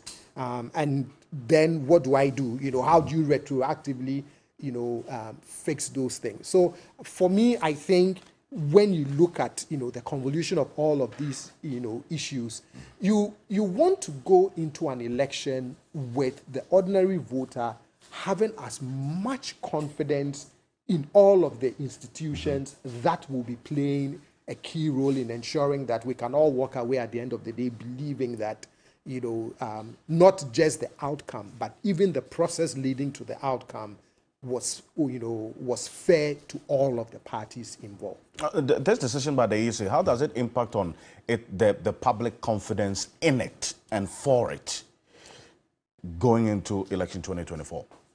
You see, I worry that it may chip away at that confidence and trust, right? Because I don't think it's an unreasonable request that is being made where individuals, the political parties are saying, if you think of distance between the voter, and the district office, etc., is there something that you can, do about it? It may not mean that you have to open registration centers throughout every single polling station in a given district or a constituency. But can you make some concessions that says, okay, in addition to the district office, we may, open maybe 3, 4, 5 other centers to facilitate this process? Again, for me, because I'm increasingly worried about the level of trust in our institutions, I say that the obligation to restore trust in our institutions is on the institutions themselves. And every so often, I think they have to look at their actions and say, okay, what are the things that I can reasonably do within the confines of the law that would help restore some of that faith and trust that I want my citizens that I serve, to have in me. And some of these requests are not, for me, are not unreasonable. Maybe for logistic reasons, you may not be able to extend registration to every single polling station in the constituency like you do on an election day. But can you have maybe 5, 6 other centers? The thing, though, that I would commend the political parties is that even though they have issues with the way it is being organized, I'm also happy that they are organizing their constituencies and finding ways to get them to the district offices, to get this resolved, which at least for me says, regardless of the difficulties, we would participate in the process whilst we also challenge it, because you don't want a situation where then, there's a boycott and all of those things, because we need this level of participation, to keep this democracy going and saving this democracy. Lawyer Martin Kpebu, to your mind, what would the EC lose if it considers the concerns raised by individuals and political parties about limiting the registration to its district offices alone? Because since the process started, here's what we've monitored: network challenges that has led to delays. In fact, in Asokore Mampong, in the Ashanti region, people had to pass the night in queues because some of them were coming from very far away locations. So instead of going back and coming the next day, they decided to rather stay in the queue, sleep, pass the night. Can you imagine? Finish before traveling back to where they came from. Yeah. What would the issue have lost? So, Mr. Okanse, superficially, on the face of it, you'll be, somebody who is not cognizant of everything may think that the EC will lose face. But that is not it. Far from it. We can't say the EC is going to lose face, because it was always clear from day one that they had got it wrong. Till date, I just look at it, sometimes I'm like, wow, is that Kwame Nkrumah's Ghana? And we've been quiet. You see why the EC's actions that are saying they should do the registration at only the district offices of the EC smacks of voter suppression? Because I've been turning it around in my head over and over, and it just doesn't make sense to me. This is one thing that, listen, even if we didn't have money and we cried to our development partners, they will help us. So for me, this particular decision of the EC to restrict the registration to only their district offices is one that defies logic and any other, criteria that will move our democracy forward. Yes, it's one that totally throws us back. It's as if we are in a dictatorship. Yeah, that's the way the EC is behaving. Very dictatorial. When what they are saying is totally wrong. Totally wrong. Last week, you hear what we mentioned it from some of the towns. There was an example from Bole, an example around Bole, that from one town to the registration center is about 130 kilometers, right? From Bole to, I think, Bamboy to Bamboy. Very good. Bole to Bamboy, 130 kilometers. Then we got one example from Breniasi, right, to Nkwanta. 43 kilometers. There are other examples, the Precious Aita case, where that plays to the EC, so much, so much. So it defies logic. And so it tells you that if the EC eats humble pie and does the needful by increasing the numbers to all the electoral areas, that will be perfect for our democracy. That will be perfect. Anything short of this, it will always be very clear that the EC is actively engage in voter suppression. And that's what we cannot countenance. Because, look, this country doesn't belong to the EC. No, this country doesn't belong to the EC. And so Ghanaians have to get up. And sometimes I even wonder, so, one thing that is always been okay to me, look, you see, we are also partly to blame. Where citizens won't engage much, apart from talking privately, this is what you get. Sometimes we even forget who we are. The name Ghana. How many of us remember or even know the meaning of it? The name Ghana, what does it mean? Because if you look at our actions, do we look like warriors? Do we look like warriors? Yeah, that's what Ghana means, the warrior king. Do we act as warriors? The EC is bullying us and we are quiet.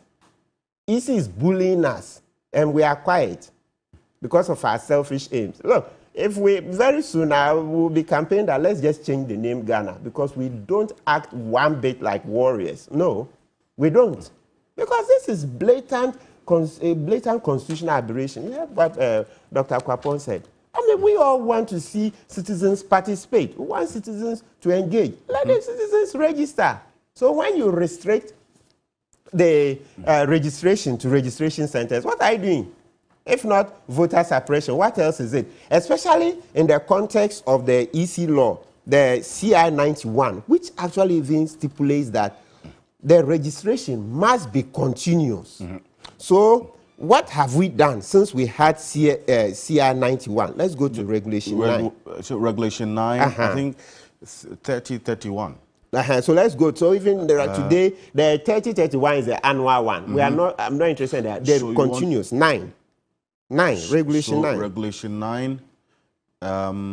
It talks about the Commission shall register voters on a continuous basis. Excellent. 2. The Commission shall, in consultation with registered political parties, determine the modalities for the continuous registration of voters. It's going to be on the screen right now.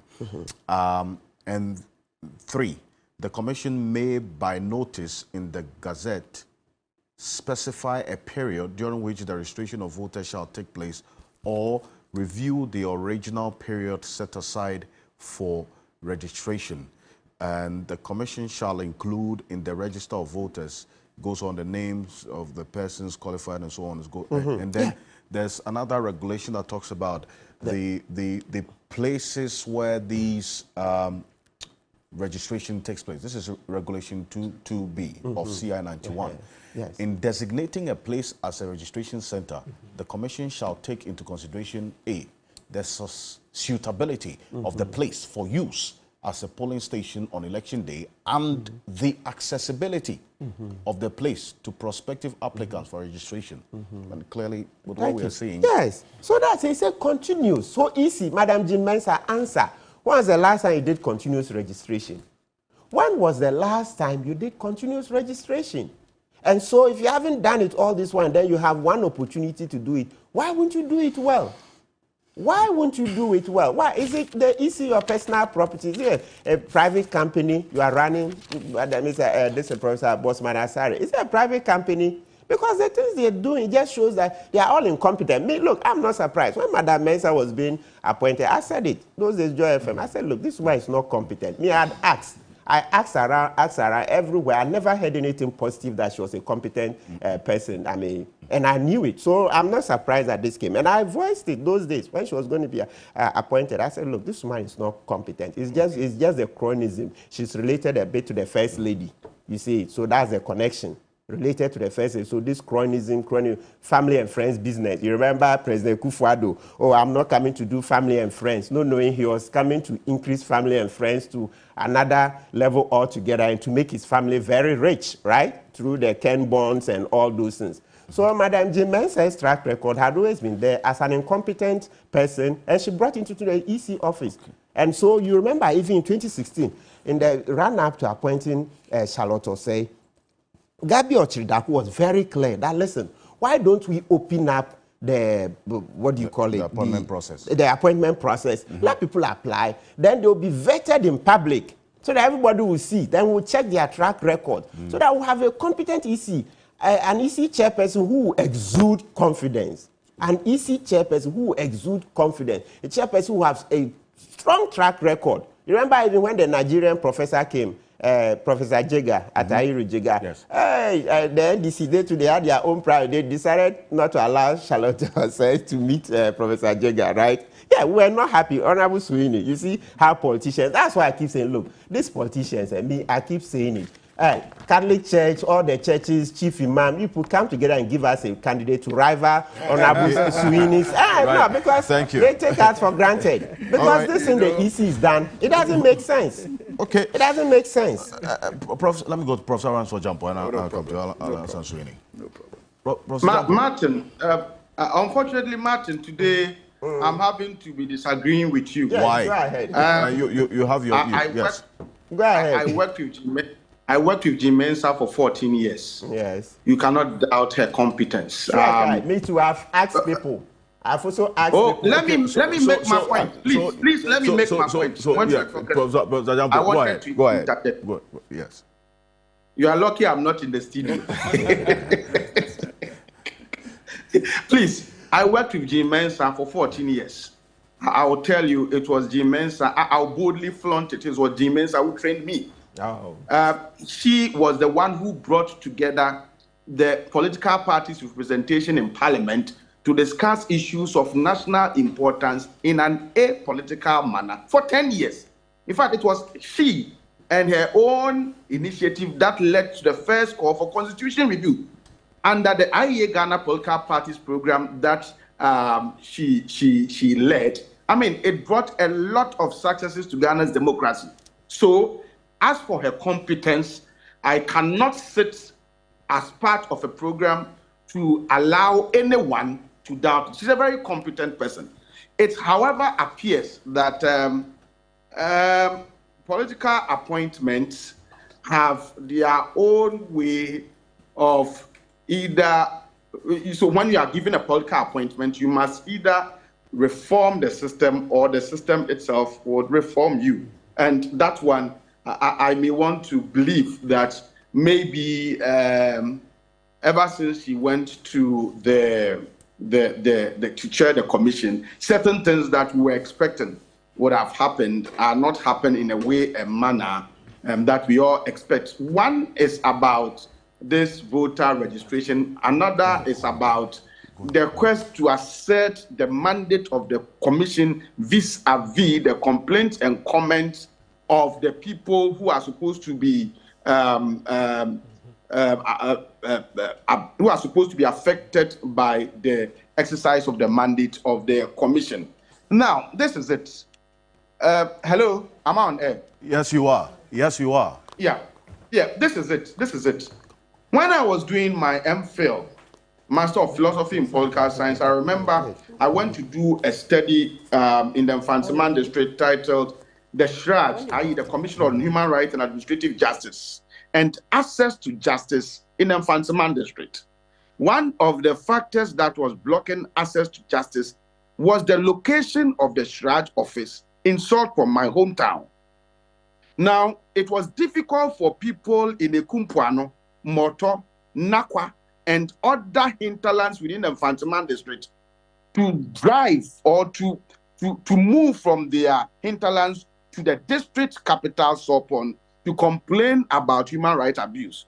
So anytime their rights got abused, they resorted to Fama Nyame, and they didn't report. You went to ask them, and they told you that, look, where the commission is located is too far. And so if you ask people to be registering at the district level without taking cognizance of the fact that many of them live in rural hinterlands, many of them are not able to afford 3 square meals a day, and so they would not find the transportation to be able to move themselves from their hinterlands to wherever the district is. If you don't take cognizance of these things, then indirectly you would be engaged in an act of voter suppression. Now, this is it. There's been several studies that support the assertion that the Electoral Commission at the moment suffers from severe trust and legitimacy deficit. Several, apart from Afrobarometer, several studies support it. Now, what worries me is that it appears that the commission itself that is suffering from these challenges is either not interested in dealing with them or isn't doing much to address these challenges. Now, when these challenges are perpetuated, then they will create problems for our democracy. Their mandate becomes meaningless, their mandate becomes offensive to the people, and then it will create problems for all of us. You do not go addressing the issue of legitimacy and trust deficit by overly hyping your mandate. us against doing things that brings on board people. And it appears that the Electoral Commission from 1992 has been plagued with this challenge, and chair upon chair has not been able to do anything to address. So it's been difficult. But the point is, so the commission itself either is unwilling to address the challenge or hasn't done or is not doing much to address the challenge. The courts are not helping because they will give judgments or they will set dates for ruling in a manner that would ensure that nothing will be achieved. I mean, the ruling will not come in a timely manner. So if the Electoral Commission will not do it, if the court will not help, what do? I agree with Martin Kpebu that it appears that we are still a docile people when it comes to some of these things. If the court will not do it, certainly the president can't do it. If the EC is not listening to the political parties, and if the EC itself is not willing to address these challenges, what do we do as a people? Ghana belongs to all of us. And so we must all rise up and act. Otherwise, when there is an implosion, guess what?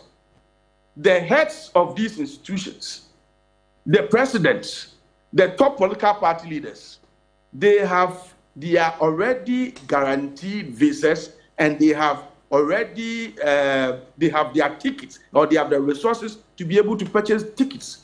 They would fly out of the country and leave us, and we would suffer. The airport will be the first place to be attacked. When the runway is not working, they will see how they will fly. Are you round up for me? Yes. No, but Martin Kpebu, I this one I allow you to. I will allow you to make that input. But the point is that it is sad that look, I know who Mrs. Jean Mensah is. With my 14 years of experience working with her at the IE, I cannot doubt her competence. Bosman Asare was my mate in Legon. He was my mate. He was my mate in Legon, and then he was my colleague in the Department of Political Science. I wouldn't say that they both are incompetent, but I would urge them to bring their competence to bear in handling their duties as EC bosses, because it appears that rather than bringing much reform, particularly in the area of flipping up the trust and creating more legitimacy for the institution, I think they have not done well. And doing so is not about going on to continuously hype or emphasize your mandate to the neglect of concrete efforts that we have to put in place to bring all on board. If all are not brought on board, then we are heading for trouble. And when there is, anytime trouble occurs, it will affect all of us, and they would not also have the opportunity to continue to occupy their seats as EC bosses. Very important point. Professor Ranso Jampo, thank you. Now, Richard Ayagba, can you hear me? That registration for Hello? Yes, Alfred, I can hear you clearly. Okay, good. Now, so for you as a major stakeholder in this process, as a political party, in fact, the party in power, looking at the concerns that have come up now, I mean, it's quite evident, even before the EC started this process, individuals had raised concerns about the challenge, the difficulty they would have in accessing these registration centers at the EC's district offices. The EC has gone ahead to start the process regardless. Now these challenges are actually becoming evident and quite clear. The network challenges affecting the process as well, and some people have had to even pass the night at registration centers because of the distance they have to travel from their places of residence to the EC's district office.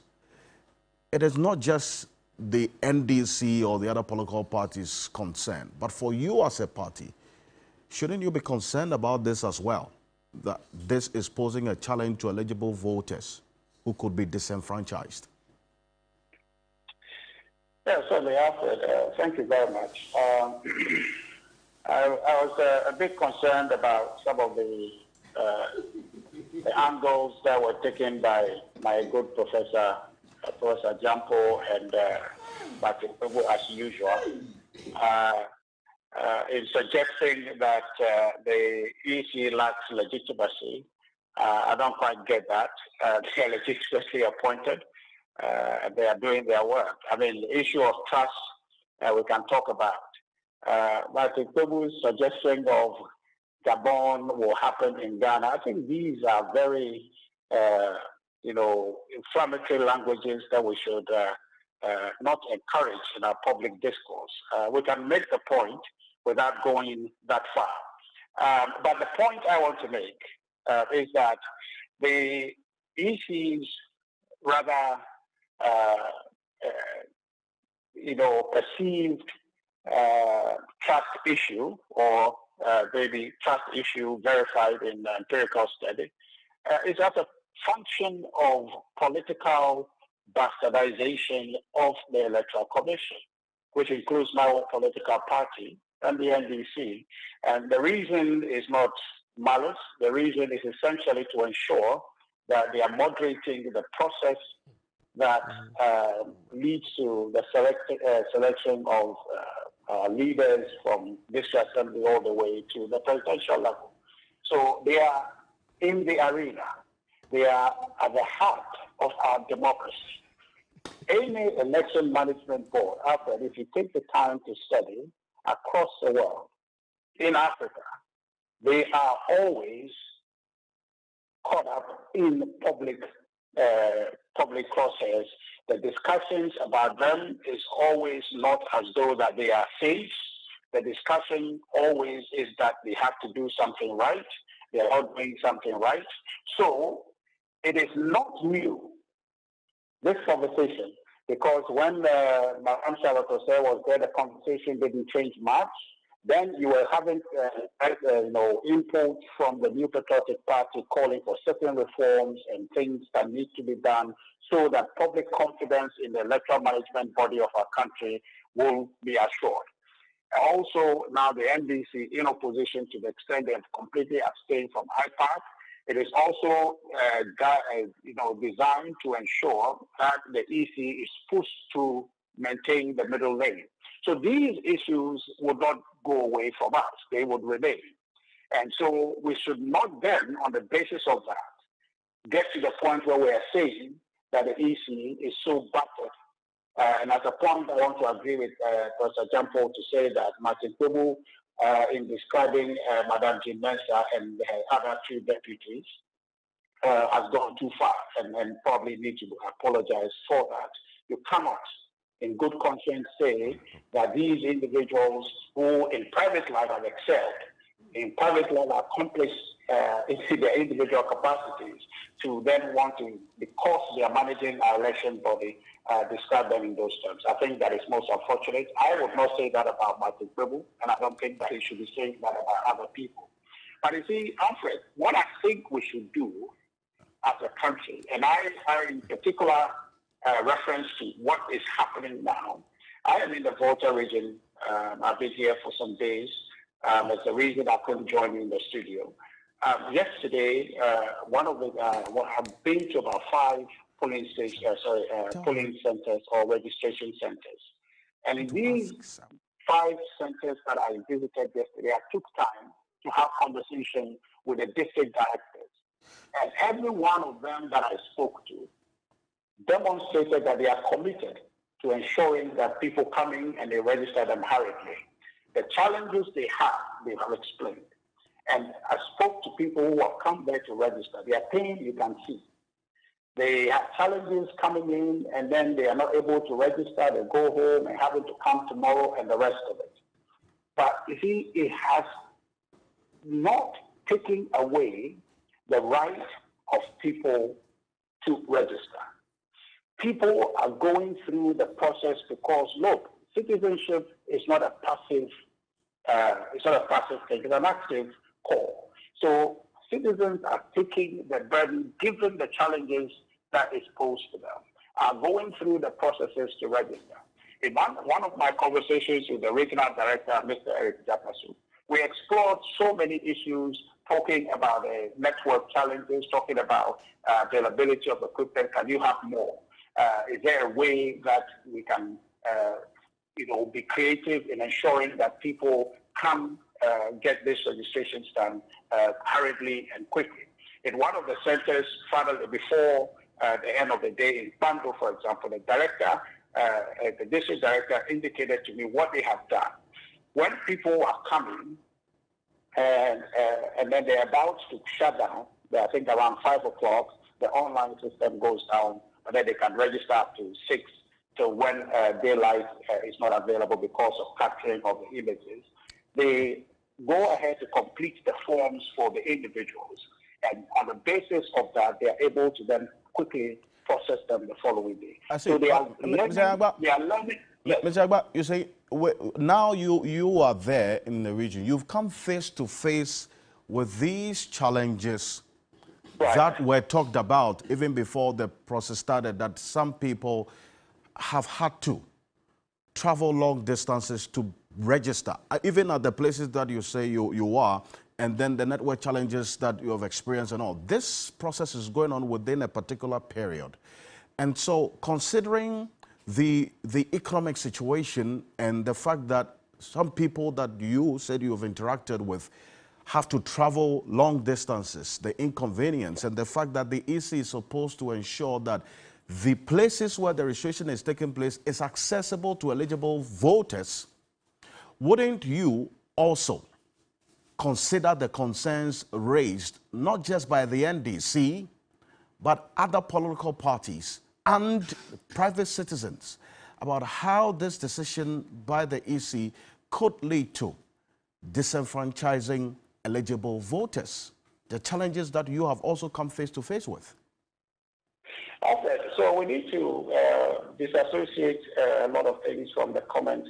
What I was trying to establish for you is that practically there are challenges because of the distances involved. But that does not take away the fact that as a political party, as a citizen, we don't engage the process to get registered. There are two different issues. The EC is in Article 43 has the mandate to ensure that Ghanaians are registered, right? So in ensuring that registration, I think that the EC has provided the opportunity for people to go ahead with their registration. So the mandate on that Article 45, the EC is executing that quite. And the only challenge we have is that, okay, well, why can we do it even closer to the people?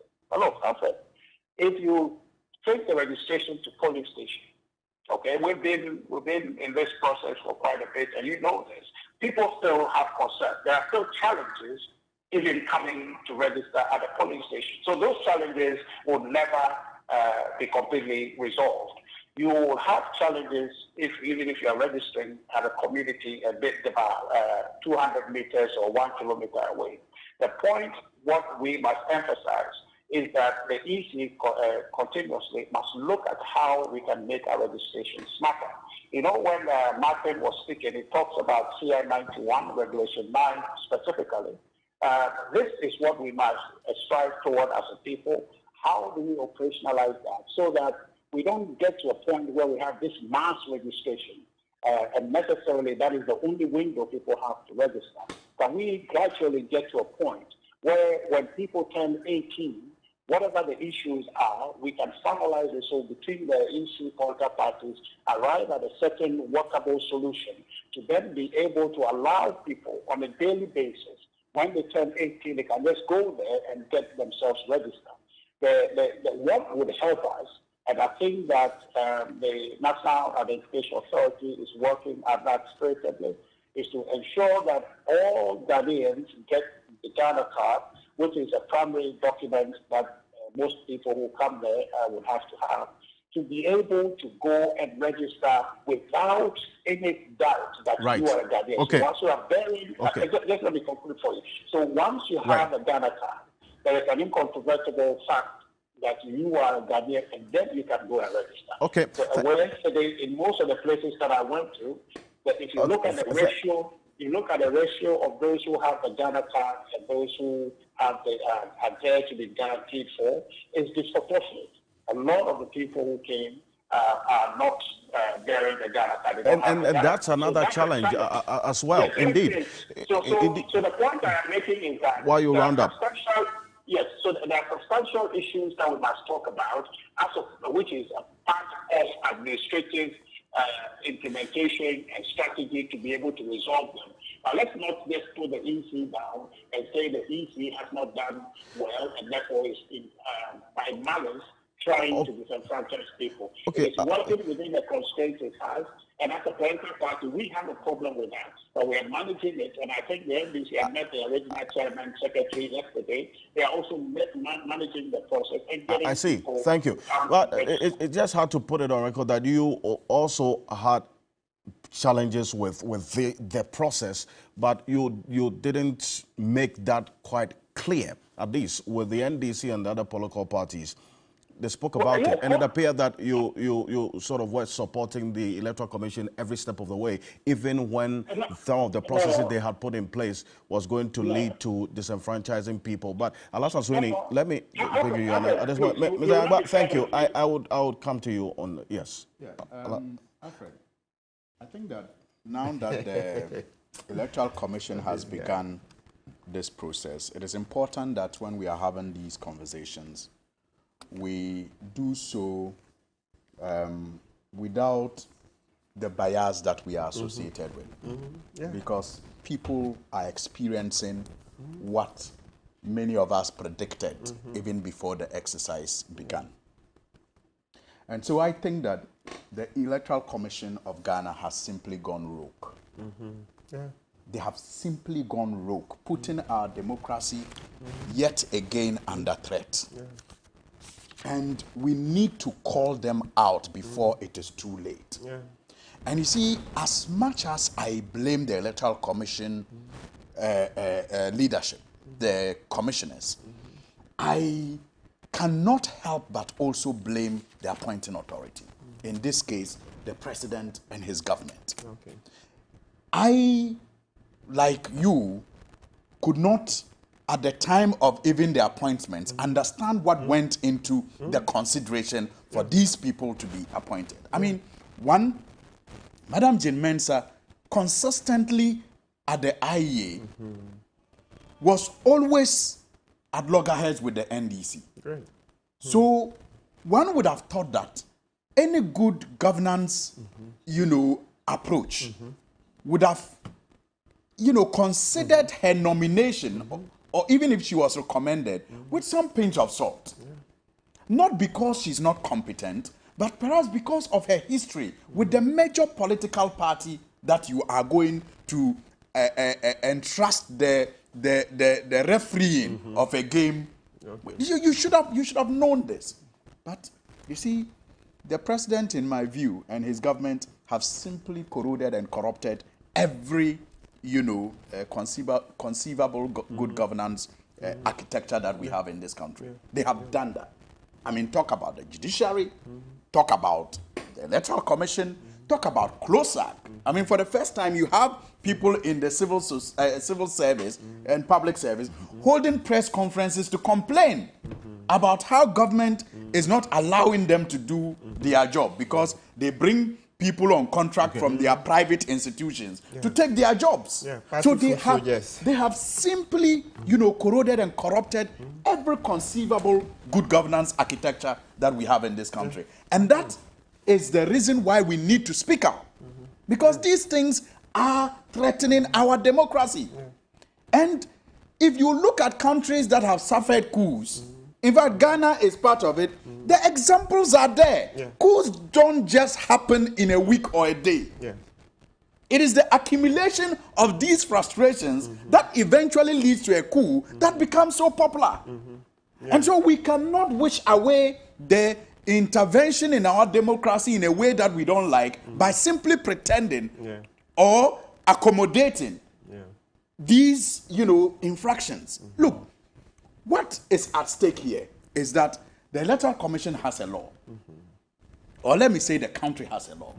You have Article 42 of the Constitution that mandates the Electoral Commission, to, and I'm using the words mandate.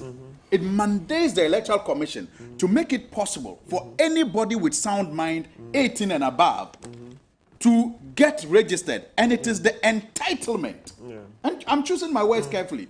It is the entitlement of any Ghanaian who is of sound mind and 18 years to have a voter ID. And it is the responsibility, it's a mandate. I mean, the Electoral Commission has been mandated to make that possible. So, because that's their responsibility under Article 42. Then under Article 45E, they are told how to do it. To expand the voter registration process. Thank you.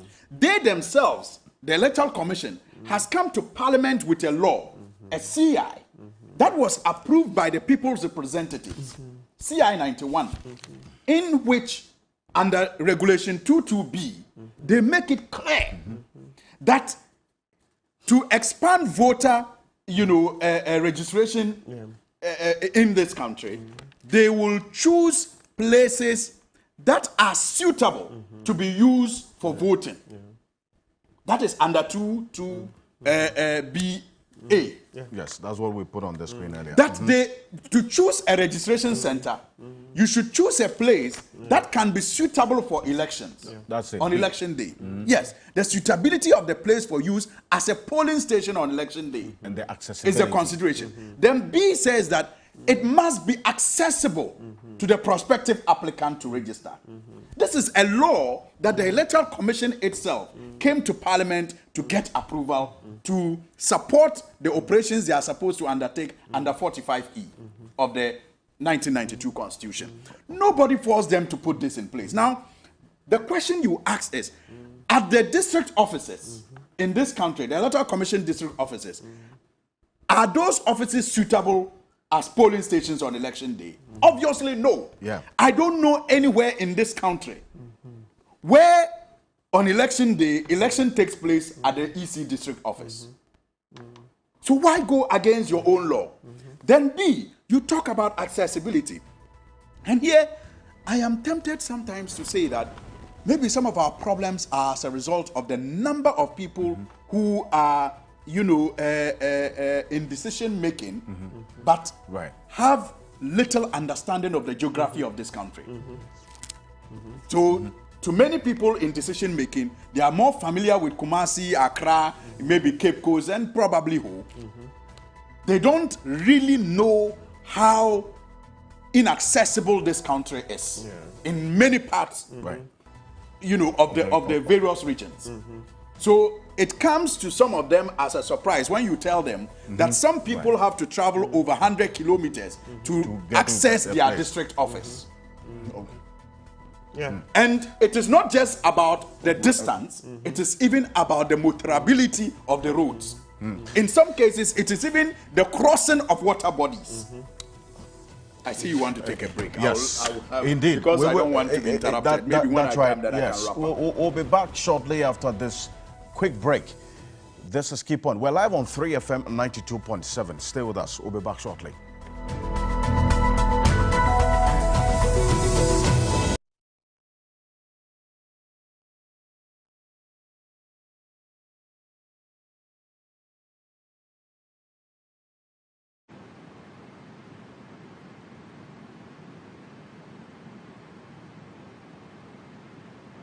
It's great to be connected on a plane, but not all the time.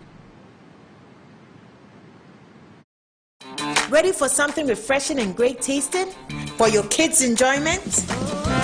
Angel Cola. For your graduation enjoyment? Angel Cola. Beach hangout? Angel Cola. For all your refreshing moments? Angel Cola. For your parties, get-togethers, events, and celebrations, enjoy a chilled bottle of Angel Cola. Radio Grandma, today is your day. Over to you. Thank you.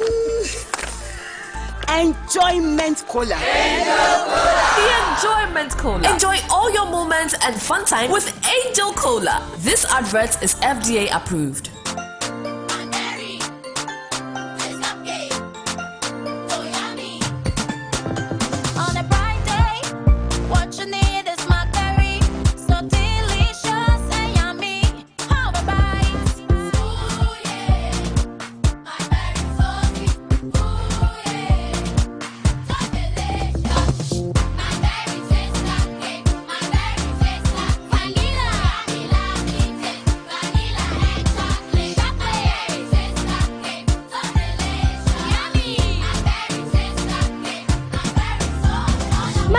Swiss cupcakes. Simply irresistible. Try one today. This advert is FDA approved.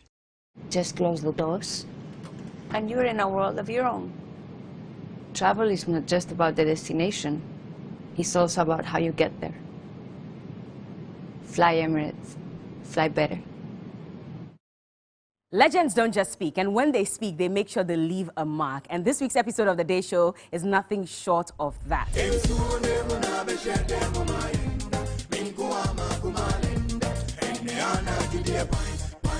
You graduated with what? A project management degree? Yeah.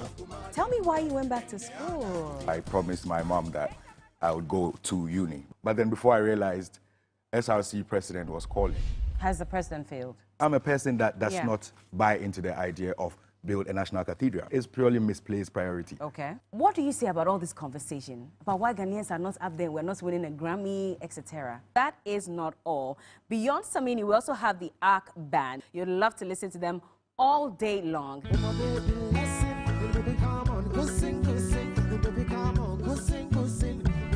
So don't miss The Day Show this week right here on TV3, Sunday at 3 p.m. See you.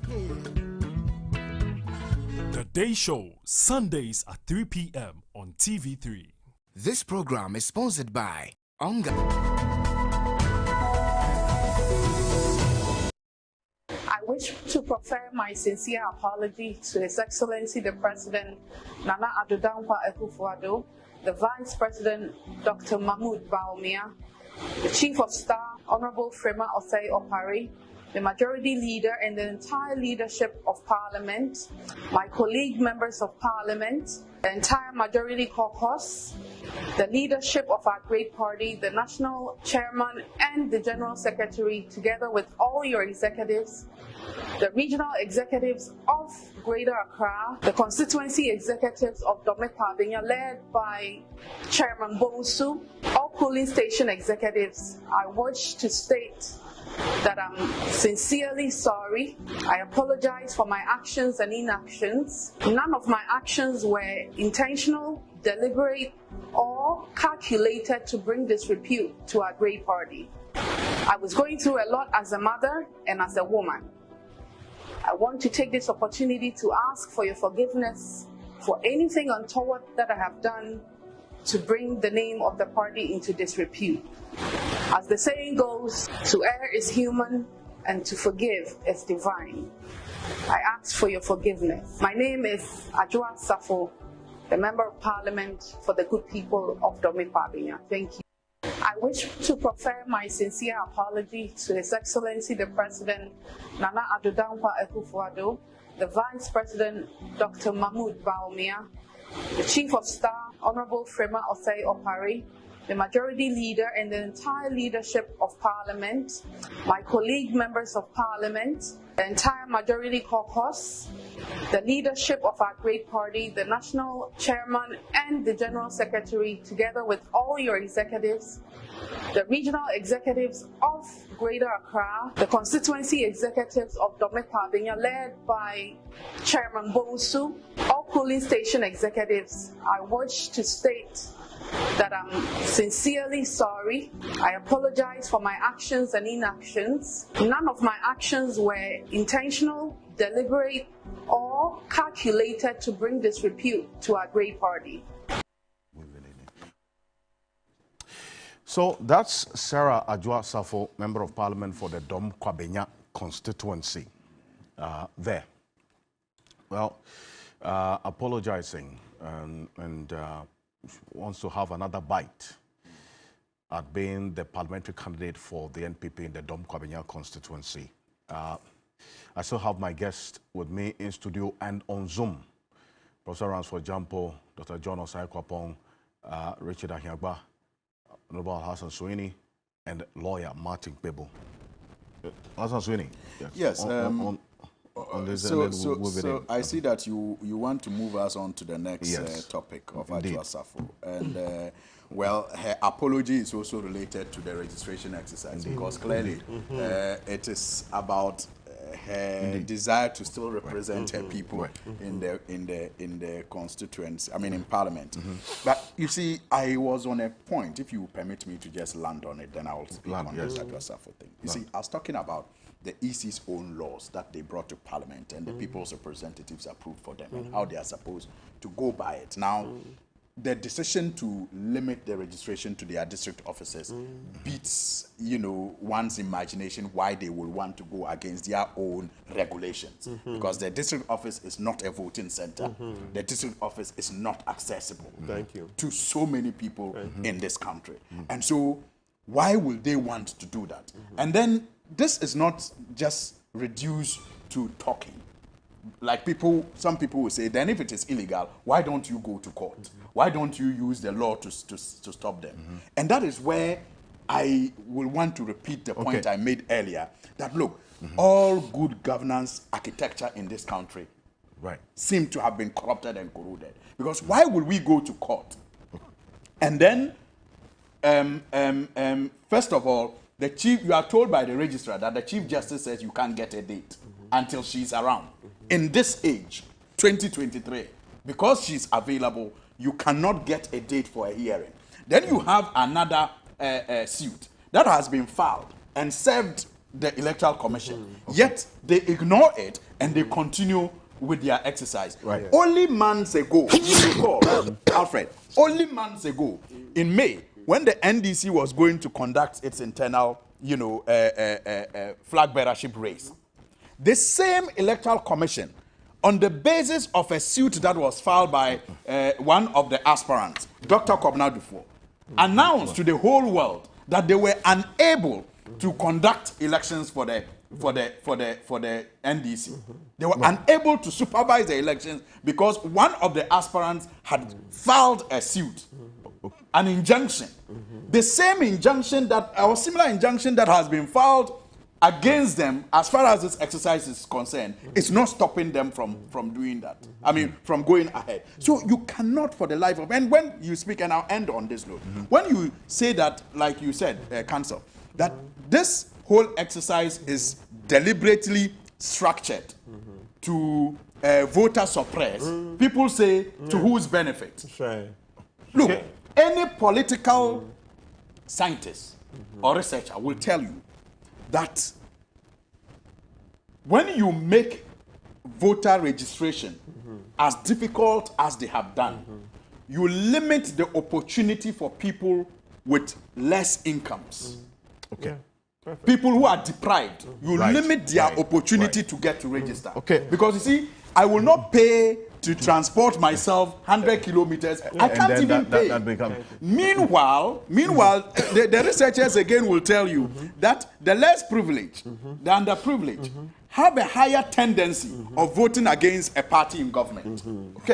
So, are you getting it? Those who are less privileged, those with low incomes, have a higher tendency to vote against a party in government. So if the structure is skewed to limit those people or to disadvantage them, then you know that that is gerrymandering. That is rigging already in operation before the election starts. And so I think that we need to speak out before, our democracy loses the luster, the clout that it has. Let's speak out. The Electoral Commission must be called out, and that intransigence position that they have taken over the years must change so that we can protect our democracy. As for Adwoa Safo, what can one say? I mean, at the point you, the minority, defended her. Not when the NPP majority was asking we that her seat be declared vacant. I personally can speak to the position that I took. And I think that's the position that many of us in the minority took. A principle was defended that she needed to be given the hearing, and all avenues had to be explored to make it possible for her to be heard before a decision was taken on her. Because the laws, are clear that if you absent yourself for 14 days, you are given a hearing. You can have a good reason why you absent yourself. In the absence of a good reason, that is when your seat is declared vacant. And personally, I recall that when the NPP wanted her to be present for some critical votes, they managed to get her to be present for those critical votes. And so it was not acceptable, in my view, for a whole committee of parliament to suggest that they could not, you know, make it possible for her to appear before them. And because, according to them, she refused to appear before them, they wanted to conclude in a certain way. And I thought that was not fair. I thought that they should have explored other, you know, options, you know, to give her the opportunity to give the reasons why she was absent. Now, she has thought it wise to apologize to her party, to her constituents, and to, you know, Ghanaians in general. It is up to people. No, some people are saying no, Ghanaians are not included, so they don't want us to even comment. Well, that's so, what somebody is telling me here. Yes, yes. To some extent, I agree, because in my view, I remember saying once that I didn't know what she had on the president. Because, I mean, for the president to have left a whole ministry, even for her, for that long, I mean, I just couldn't understand. It was you understand when President Kufuor leaves. A naked video of the president. Yeah, that's where you see close. I just couldn't understand. Closer. You know, but well, she has rendered the apologies up to the good people of Ghana and her constituents to decide what they want to do with that apology. Personally, I am indifferent. Okay, well, Dr. John Osei-Kwapong, I mean, this goes to the heart of representation, is it not? Which is the most fundamental duty of a member of parliament, that representational role. And beyond the apology, there are concerns that, yes, I mean, the party, we understand, have accepted the apology, but does it end there? Especially because of the absence and how that deprived her constituents, and indeed the Ghanaian people, of her services as a member of parliament. Right, and that was, you know, one of the most worrying parts of that whole period. Yes, you know, she, from reports, from what she herself said, she had personal challenges, and nobody would take that, you know, from a family member, a mother, etc., who is facing some personal challenges, therefore making it difficult to, you know, execute her official duties. But at the same time, when you think of, you know, how long both her ministry as well as her ability to represent, you know, the people of Dominica just sort of went vacant, right, is not a practice that augurs well for good governance. Yes, she has come out to apologize to, you know, to the party, to her constituents, and I mean, ultimately, I guess it's up to the, you know, the people of Dominica to decide, you know, what they do with that apology. I'm sure she wants to go for re-election in 2024, and if there's, you know, so the primary would determine, and then the end result of the, you know, final parliamentary election would decide whether the constituencies, you know, the people in the constituency decide or choose to forgive her or not. But you also don't want to make this, you know, a habit, right? You don't want to endorse the practice of, you know, a member of parliament going AWOL, you know, for that long and depriving his or her people of representation in parliament. Well, in fact, when this matter came up before Parliament, when she was sent to the Privileges Committee, and then the outcome of the committee's decision was put before Parliament, the Speaker had to take a decision on that matter. There are many people who were surprised about the NDC's position on this, but then Alassane Suhuyini has explained why they took that principled position to defend her, because of precedents and other issues, and some other persons as well who had absented themselves within that same period and how they were treated. But does that take away the essence, the impact of her absence, and whether this apology is going to make any difference at all? Well, so Mr. Okansi, as I've already stated, some people are saying to the extent that the apology did not or was not carried to extend to the general population, we shouldn't even be giving this apology any currency. We shouldn't be giving it more traction because they expected her to apologize to the whole nation as well. But the other side too is that in practice, you see that her absence aided the minority, isn't it? In actual fact, is that not the case at the time? As she was absent, it reduced the ability of the president to, I mean, the majority to be able to carry on their business, right? Is that also even at the time of the e-levy and all that, right? So in a way, it actually helped our democracy. Yes, so that's what... Her absence helped the democracy. Yeah, because, you know, the e-levy, the minority was able to challenge it for about 5 months altogether, delay it for about 5 months. And Ajua Safo's absence was one of the contributing factors. So when history is being written, even though she was absent, but the absence gave us a lot more help. Because don't forget, this is a country where about 3 million of our people live on less than 24 Ghana cedis a day. That's the World Bank standard, that poverty.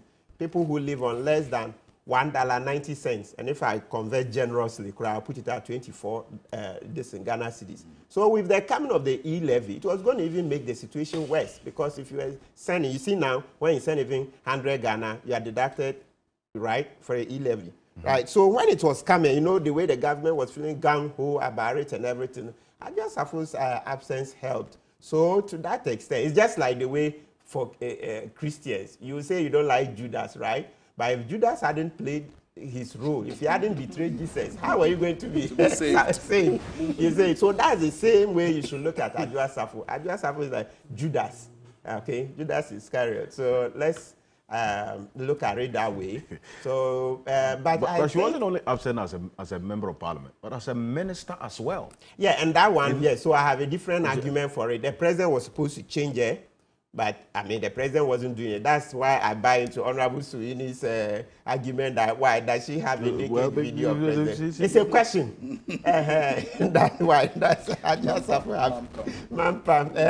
That's Ajua Safo have a naked video of Mampam. Why was Mampam refusing to change her? You know, it caused a lot of consternation, a lot. It's as if she was the best talent we had in Ghana, and so if she wasn't there, then it was nobody else could do the job. You know, it's all part of President Kufuor's this intransigence, Mampam, the so Mampam they've had effect. others also make the argument that the president didn't sack her because that was more like her own bait or her position, so that she can also use that as a way of also, as it were, claiming some level of influence and getting her to come in to help government business in parliament. Because if he had sacked her, then ultimately she's out of parliament. Then the president would actually lose that support to push through the policies. So he was doing for parochial interest, right? That's where I agree with you to some extent, that this government doesn't know the difference between good governance and good politics. I mean, they may get the politics right, and they usually do, but it's mostly to the disadvantage of improving good governance in this country, because it is only for partisan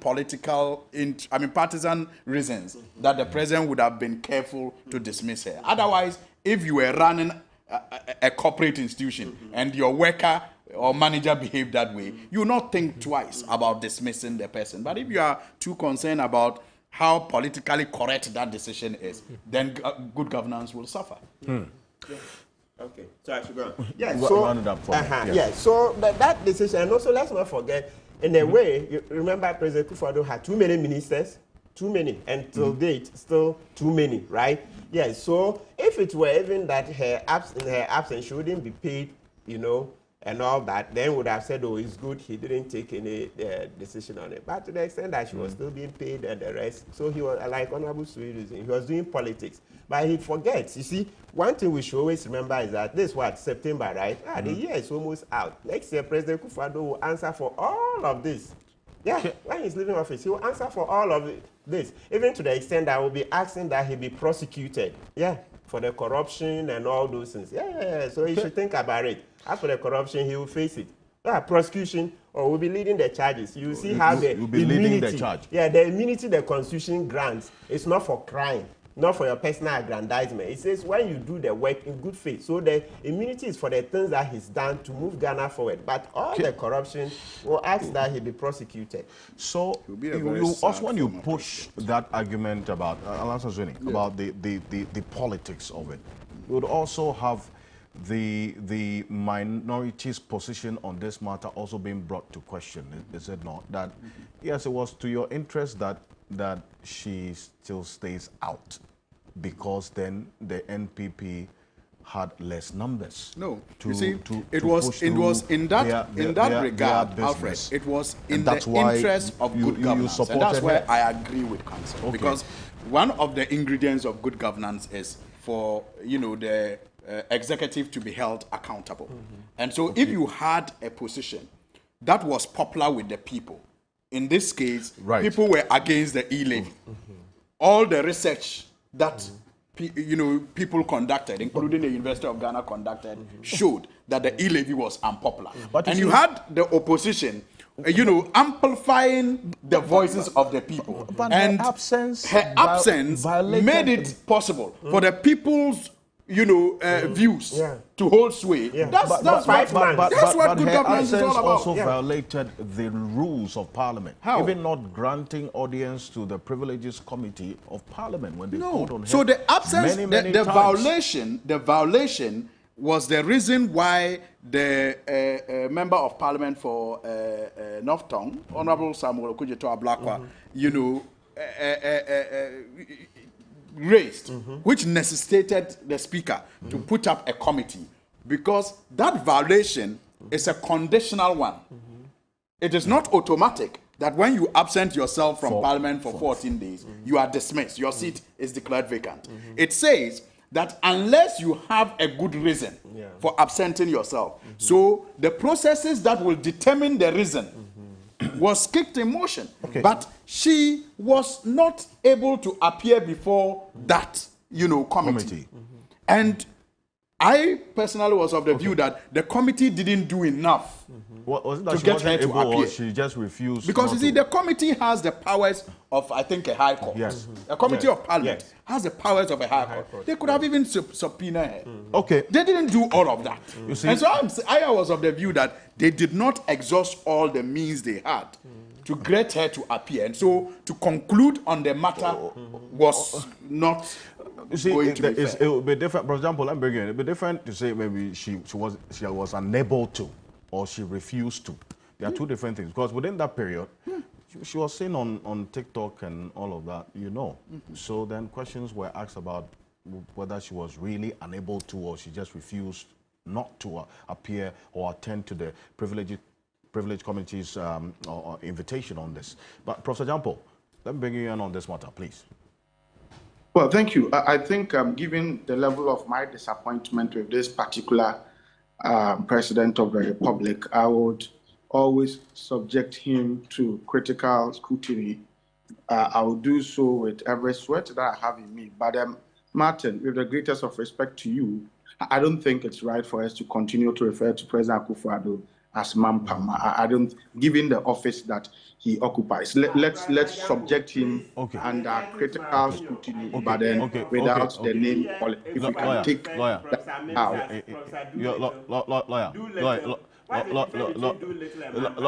Let Professor Jampo. No, but what is he saying? What I want to hear what Professor Jampo. Yeah, you are off. Yeah. Can I go on? Yes, Professor Jampo. Yes, so I'm saying that let us criticize the president, but then let us respect the office that he occupies, because anybody could occupy that office. And in our critique, I think the name calling about Mampam and all, I mean, they are not, it's not a professional way of looking, an intellectual way of describing things. And so let us take away the name calling. Now, let us come to Adwoa Safo.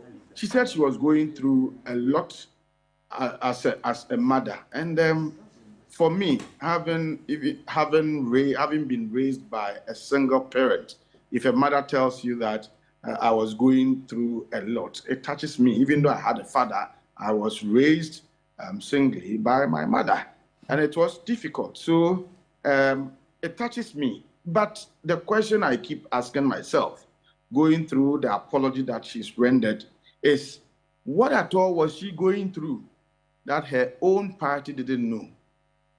What at all was she going through that her constituents didn't know? And what at all was she going through that the nation wasn't aware of? What she is saying to us now, vis-a-vis what we saw her do on TikTok, go contrary to each other. So you're going through a lot and you are seen on TikTok having fun. It becomes difficult because for once, I thought that she had given up the hope or the idea of continuing as a member of parliament and then also as a minister. She had given these responsibilities up. And so it makes me think that maybe this apology is an afterthought. But, well, be that as it may, we want to look at her, put the apology aside. If the party says they've accepted, I mean, it is up to them. But you see, the idea of representation is not about begging. You don't beg to serve. Representation is tripod. First of all, you must act in a manner responsive to constituent interest. That's number one. Number two, you must project your party's interest. Number three, you must project the national interest. And so, any decision as to whether she would continue to serve as a member of parliament or not, shouldn't be contingent on her apology, whether it is from a contrite heart or it is a mere afterthought. I mean, this shouldn't be determining whether she will continue as an MP. If she must continue as an MP, the constituents must determine how best she has been able to serve their interests over the last 4 years. It's the constituent who must make that decision. You drive through the constituents, you drive around that area, and you hear all manner of people, of comments from the people in their own area. I don't know whether you know her, Domi Kwabenya, well, but because of the area that I live on campus, I easily will be driving there, and you hear all manner of comments. And so it is up to the the constituents to decide whether she has been able to act in a manner responsive to their interest. Number two, the party itself must also decide whether she has been able to serve their interest well. Number three, the whole nation.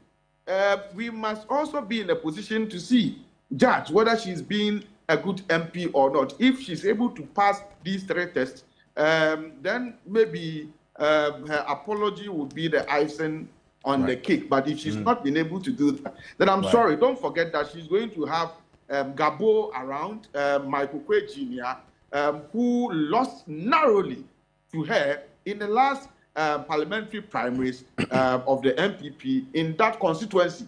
And given all that have happened, this would play up in their primaries. And so it is. I am sad for her, but at the same time, I feel that she didn't treat her own people well. Right. If you are going through a lot as a mother, then your public posturing and appearance and the kinds of things you do in the public must be in sync with what you are going through, so that we will all be able to sympathize with you. But at a point in time, it appeared that she was actually making mockery of Ghana's democracy. She was also making mockery of the fiduciary trust that her own people had confided in her. Okay. And so, if you've done all these things and today you are coming to say all these things, well, the people should examine their own life.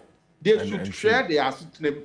They should look into their own life, and then the physical quality of their life, and then, oh, please stop the right. Let me finish. Yes. Round up for me. For example, round up for me.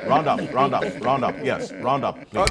Okay. So the point is that let the people themselves examine how well they think she has served their interest, and let the decision to forgive or to the decision to allow her to go back to parliament be contingent on the quality of representation she's giving to the people. Okay, thank you, Professor Jampo.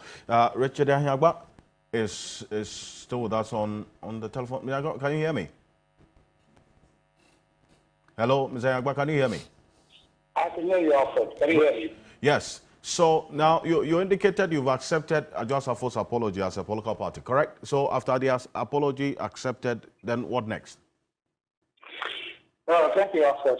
I don't blame you, but I blame myself for not being in the studio because I think I suffer a lot of disadvantage when I try to make a point. Yeah, just get cut off. Well, that's okay. It's okay.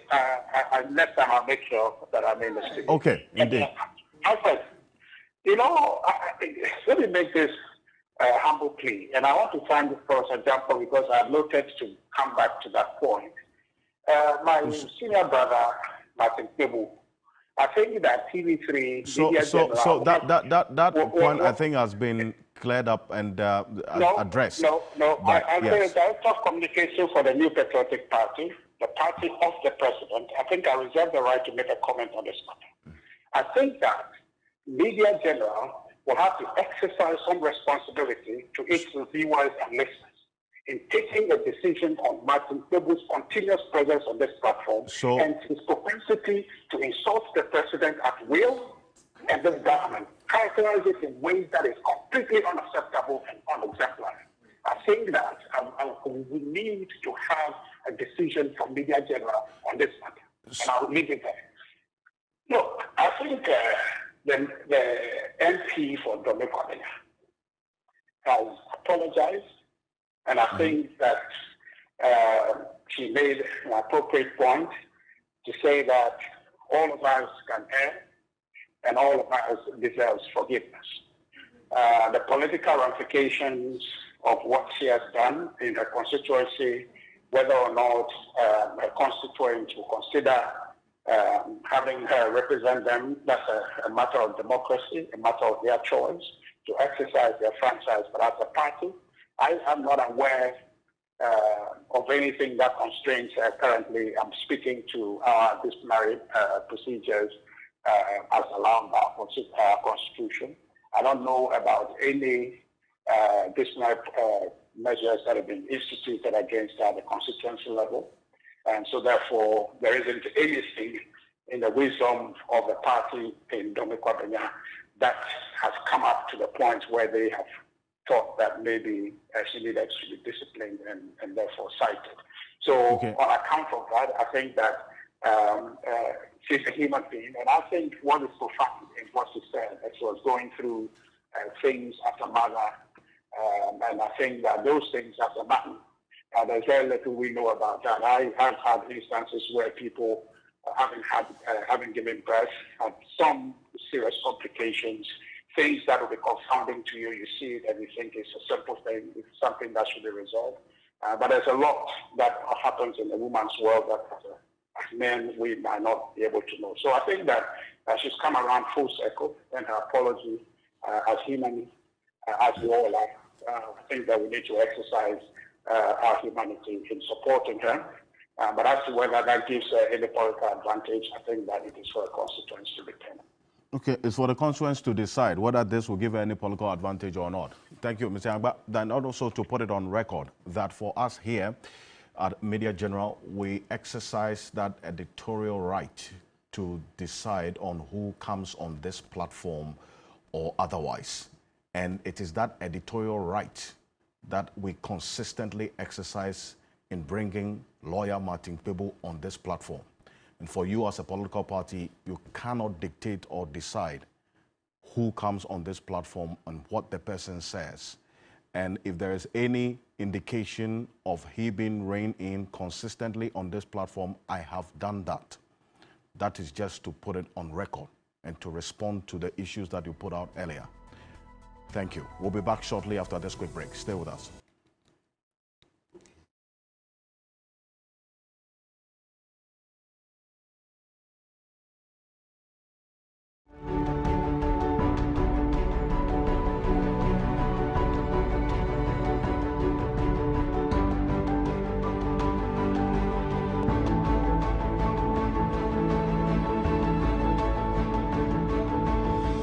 Feel adrift as you transition into a new stage of your life.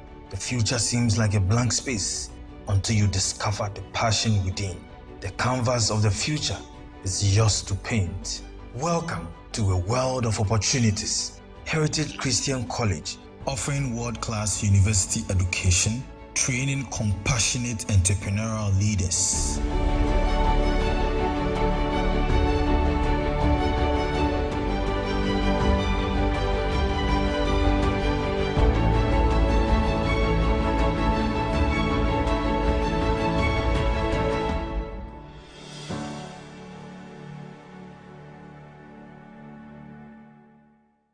Jackpot of the week. Place bets and hit the jackpot. Log into the OneXBet account. Click on the Take Part button. Place bet and take part in the jackpot draw. Give your luck a chance. Use promo code to get a bonus on your first deposit. This advertisement has been vetted and approved by the Gaming Commission of Ghana. Bet responsibly, not for persons below 18 years. Gambling can be addictive. Are you ready to win solid cash every day with Cash Out? Be a proud winner of lots of cash simply by watching or listening to any of Media General stations. That's right, you are being rewarded for your loyalty. Tune in to all Media General brands. TV3, 3FM 92.7, Onia TV, Onia FM 95.1, all in Accra, Akuma FM 87.9 in Kumasi, and Connect FM 97.1 in Takrady. To enter the Cash Out raffle on your favorite Media General station, just dial *439#. Follow the prompt and pick your favorite platform to enter. Voila! You are now eligible to become one of the 10 lucky winners of a cool cash prize. Remember, this is every day, all day on your favorite Media General station. Cash out and win big! This is in partnership with Radio Entertainment Limited. This promo is regulated by the National Lottery Authority on the Caritas Lottery platform. Terms and conditions apply.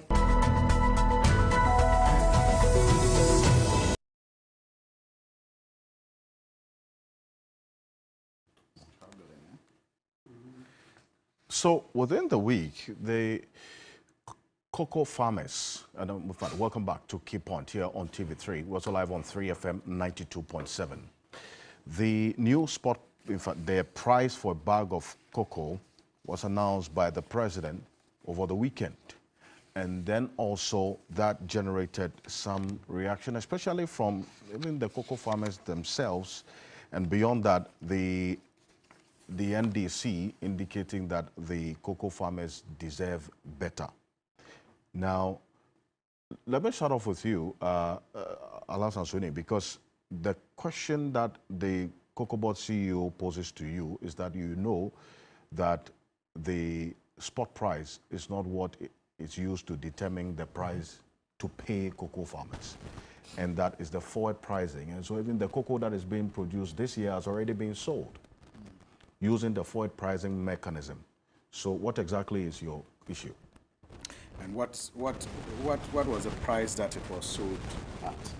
At what that is now, the announcement by the president, 1,308 Ghana cedis per bag, and 12,800 Ghana cedis per ton. That's been increased now to 20,943 Ghana cedis per ton. This new price represents the 70.5% of gross FOB. And using the forward market, the pricing mechanism, there is either two ways, and just for the benefit of our viewers to understand this, it's more like just hedging the price so that in an event where even if the price of cocoa goes up or down within a particular crop season, the farmer is protected. So if there's a reduction or a loss, the buyer absorbs that. And if there's an increase in the price, the buyer benefits. And then the seller, who is in this case the cocoa farmer, either benefits or loses, depending on the circumstance that plays out. So we are seeing the spot price of cocoa, according to Bloomberg, on the world market today is $3,647 per ton. So now cocoa farmers also asking questions as to whether this forward pricing mechanism is going to continuously serve their interest or otherwise. You know, first of all, in this discussion, I want us to get one thing clear. and that is the welfare of the cocoa farmer. That is what this discussion is all about, because we all know the importance of cocoa as far as the management of our economy is concerned. And if we do not put the welfare of the farmer ahead of whatever that we do, then it will mean that we are not conscious of how important, you know, this produce is to us as a country. They say that you put your money where your mouth is. And so the more we get from cocoa will depend on how well we treat the cocoa farmer. And that is why this discussion, that point must not be lost on us in this discussion. So how has the cocoa farmer been faring? And I commend the minority NDC, especially its spokesperson on agriculture, Honorable Eric Opoku, and the party's communication wing, Same Jemfi, for taking this discussion to the cocoa farmer and making the point that the points that they can relate with about their welfare. It's about a government that over the years has not increased, you know, what do they call it? They have not increased how much they pay the cocoa farmer over the years. And I think for like 2 or 3 years, they haven't done that. Only for them to do that now, and with trumpets, gone to town to highlight how unprecedented this is. This is what has necessitated the conversation.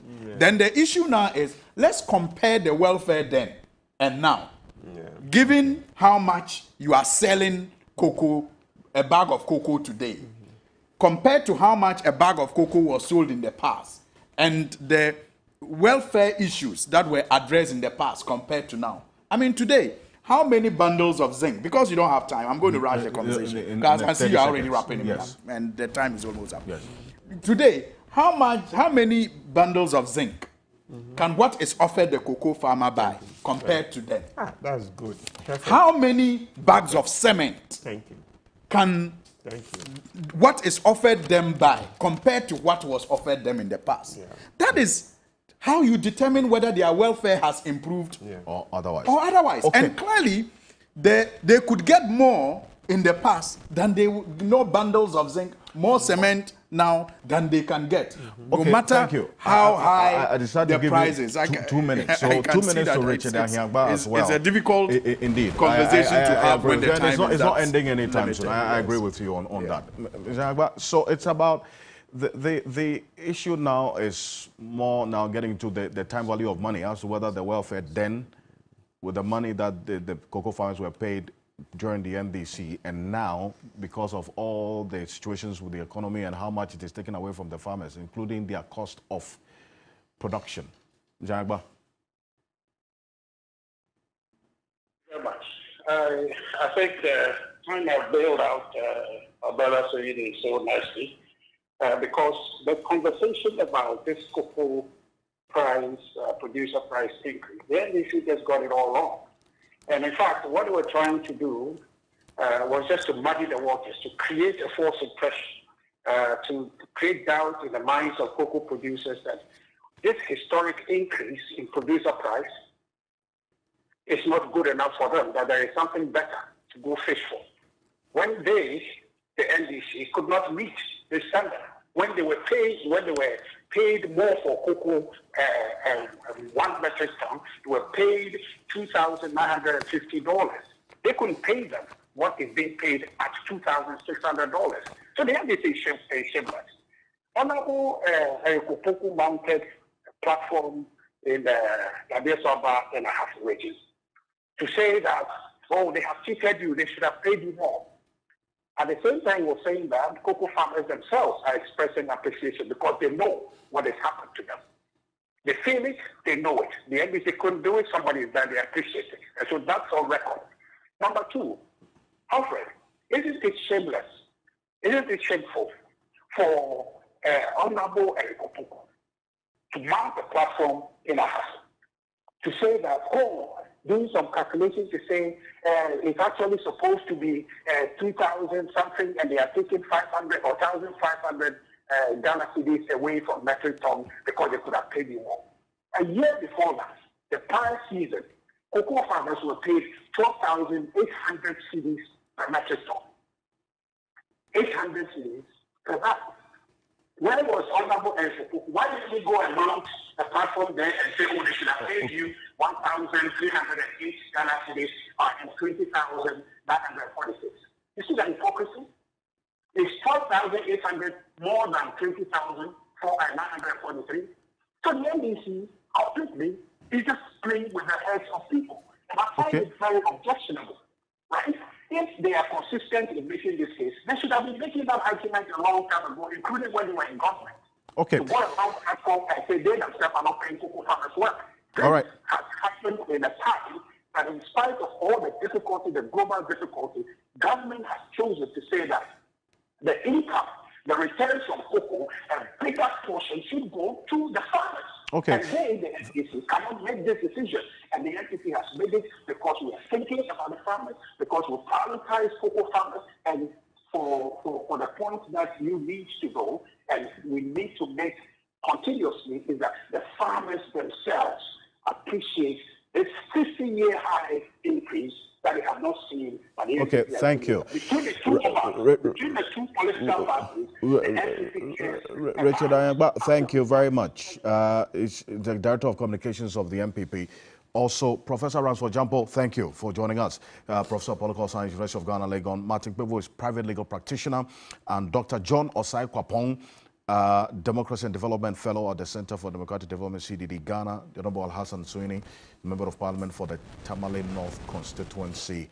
And he started with a special greetings to his constituents. I want to say thank you so much for joining us here. So, on behalf of the rest of the team, thank you very much. I am Alfred Okanse. Have a great weekend. Thank you. So, thank you. Thank you very much.